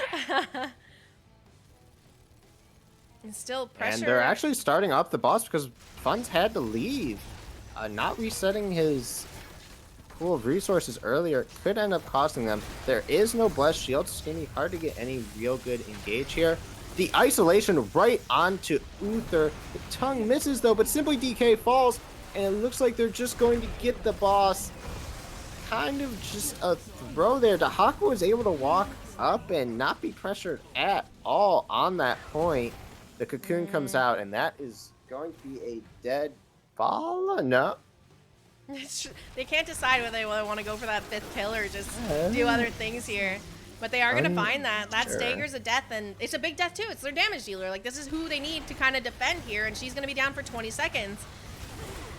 Looks like almost potentially a core angle, because the objective during this time is going to be channeled. I don't see how Baby Diamond Hands is going to be able to defend this.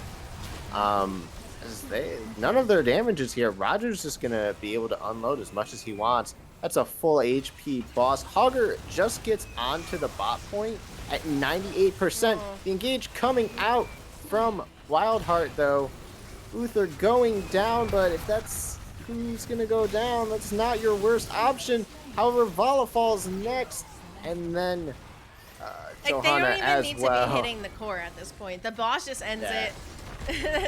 The Zerg wave stop, but that doesn't even matter. WildHeart Omega, my goodness, absolute domination here as they take game number 4 in the series and win the series in a 3-1 fashion as well. Let's take a look at this match summary.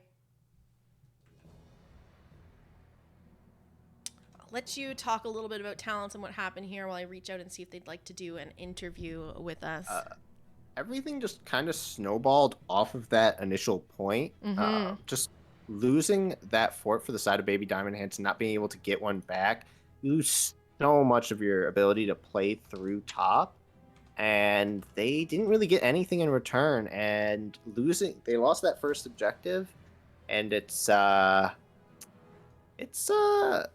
just really rough after that. They lost their keep on the first Zerg wave, and it was very hard for them to be able to do that much there. They almost were able to get a little bit of their footing back in that game with a bit of a throw from the side of WildHeart, but there was not too much they were able to do after that initial loss of structures. Just overall very solidly played macro-wise from the side of WildHeart. And then just overall dealing with that double support very effectively. Some very solid isolations, especially on that boss point, on that Uther. Just meaning that can't really do too much to stop them from just taking someone out. I mean, the boss fight that kind of gave Diamond Hands a little bit of an opportunity to kind of turn around was essentially thrown away when they in turn tried to take the boss, but I'm not really sure what else they could kind of do at that point. They needed to force something. Like, their structures were slowly being whittled down. They'd already lost a keep. Like, they needed to have just a all out, like, here's our last opportunity, and pull out the best possible plays that they could to kind of turn the game around. And boss is one way that they could really do that. But unfortunately, it doesn't work out for them here. So we're just going to get the 4 games, not 5 tonight. And WildHeart Omega will be coming out victorious. Let's go ahead and jump down into Lobby 2 in the NGS channel. And we'll have a chat here with some of the members of WildHeart Omega. Hello. Congrats on the wins, WildHeart Omega. How are you guys feeling after that series? Pretty good. Pretty pumped. Excellent. We got for those listening in chat, we have Reb, Gojira, and Iron in here for the interview. So if you're curious about who those voices are, that's who's joining us this evening. I have to start off by asking you, game number 1, that was a very dominant series for Baby Diamond Hands. How do you kind of keep your head in the game and not let that discourage you moving forward in a series? I just kind of blamed draft and then moved on. Yeah, the Blaze was rough. Yeah, the Blaze Johanna together is really strong, and I kind of ended up by even to them, but whatever. Just think it's also a key concept of having just that strong mental, not letting things get to you when you fail, because failure is a part of life. And yeah, you just gotta take the hit and move on. Do losses like that almost like fuel you to do better in your next game? Because it almost felt like after game 1, you were like, oh, we're going to return the favor, and came out swinging yourselves. Definitely for me. Yeah, for sure. yeah, a little bit, yeah. Okay. It's interesting to know. Slug, do you have some questions you want to toss out here? Yeah, so after that first game, what changed do you think draft-wise for you guys? It felt like you guys were kind of on the back foot for most of that game, and then for the rest of the game, you were always kind of looking aggressive. Did you kind of make that mental switch of, hey, we need to be looking for things, or was that kind of just a natural thing because of comps? Like for the Alterac game? Just for games going forward, I guess, because I kind of showed in mean, all of them. I think one big thing that happened is in the Alterac game, funds just kind of hit like 30 hooks, kind of boosted the mental a little bit. Yeah. That was The game it. did look very easy for pretty much everyone else at that point. Yeah, that brought back some life into us. So Yeah, for we were sure. all laughing after that. So Yeah, exactly. You get the humor going, you get the juices going. Yeah. Looking at game number 3 on Battlefield of Eternity, that one really came down towards the end of the game. What were comms like? How were you guys keeping your cool when you knew one misplay and the game is over? We just kind of kept saying, just like play for an arrow, waited for the big arrows to hit, and just kind of popped off around that. Yeah. Reb asked me every 15 seconds how many pulls I had.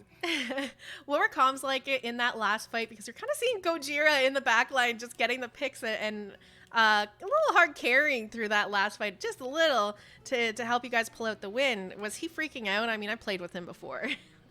actually, I was pretty stressed on that one. I was really stressed, but I knew what I was doing. I got Li Ming to 1 HP, and then I was able to finish the kill on Stukov and get a solid bunker out. So yeah, no, I was silent on that one. I wasn't screaming like I normally do. Just pure focus from Gojira. That was pure focus. I'm a little tired today, but yeah, no. Moving on to your Braxis match. Now, that's a map we don't typically get to see. In fact, I think it's been like months, at least months, since I've casted a Braxis game. Have you guys been working on that, or do you not want to leak? Because it looked like you kind of came in with a strategy in that last match. We've scrimmed a couple times on it. I just like the map. It's fun. Mhm. Yeah. That Same. was I I also like Texas a lot. honestly one of the most fun Braxis games I've had in forever. It's Storm League. It's not the same. No, You know? no. Yeah, like Storm League or like Braxis in competitive is like actually a different map from in Storm League. Like, Slug in was- Storm League. Everyone does the exact same thing, and there's so many options on that map. It's so fun. Slug was saying literally the exact same thing before we got into the game, that like it's completely different from playing in the Storm League when you played in competitive, and it was really Yeah. cool to see your guys' take on how to play the map here. Let's go ahead. We'll get into some shout outs, unless Slug, you have any other questions you want to throw out here? I don't think I have anything else right now. All right, we'll let you guys do some shout outs. You guys can all have whatever shout outs you want. We can start at the top with Reb. I guess shout outs to the team. Shout outs to Goon, Whisper, WildHeart, all those people. Yeah. All right, Gojira, Yeah. any shout outs? Same shout outs to the team and all the support. Savahe getting the watch parties going and getting Yeah. clips. Really appreciate it. And everyone else that jumps in and watches, Goon, Whisper, big shout out to them. And Selexia also for helping me out with some other things. So yeah, thank you. Sorry, my dogs are freaking out. Last but not least, Iron, any shout outs from you? No, all the same. I guess my wife, she's watching. Love you, honey. That's about it. Aw, that's such great support. I don't think my husband watches streams very often. But congrats on the win, guys, tonight. I'm looking forward to seeing what you guys do the rest of the season, and I wish you the best of luck. We're going to take off, but have yourselves a wonderful rest of the evening. All right. Thank you. All right. Thanks.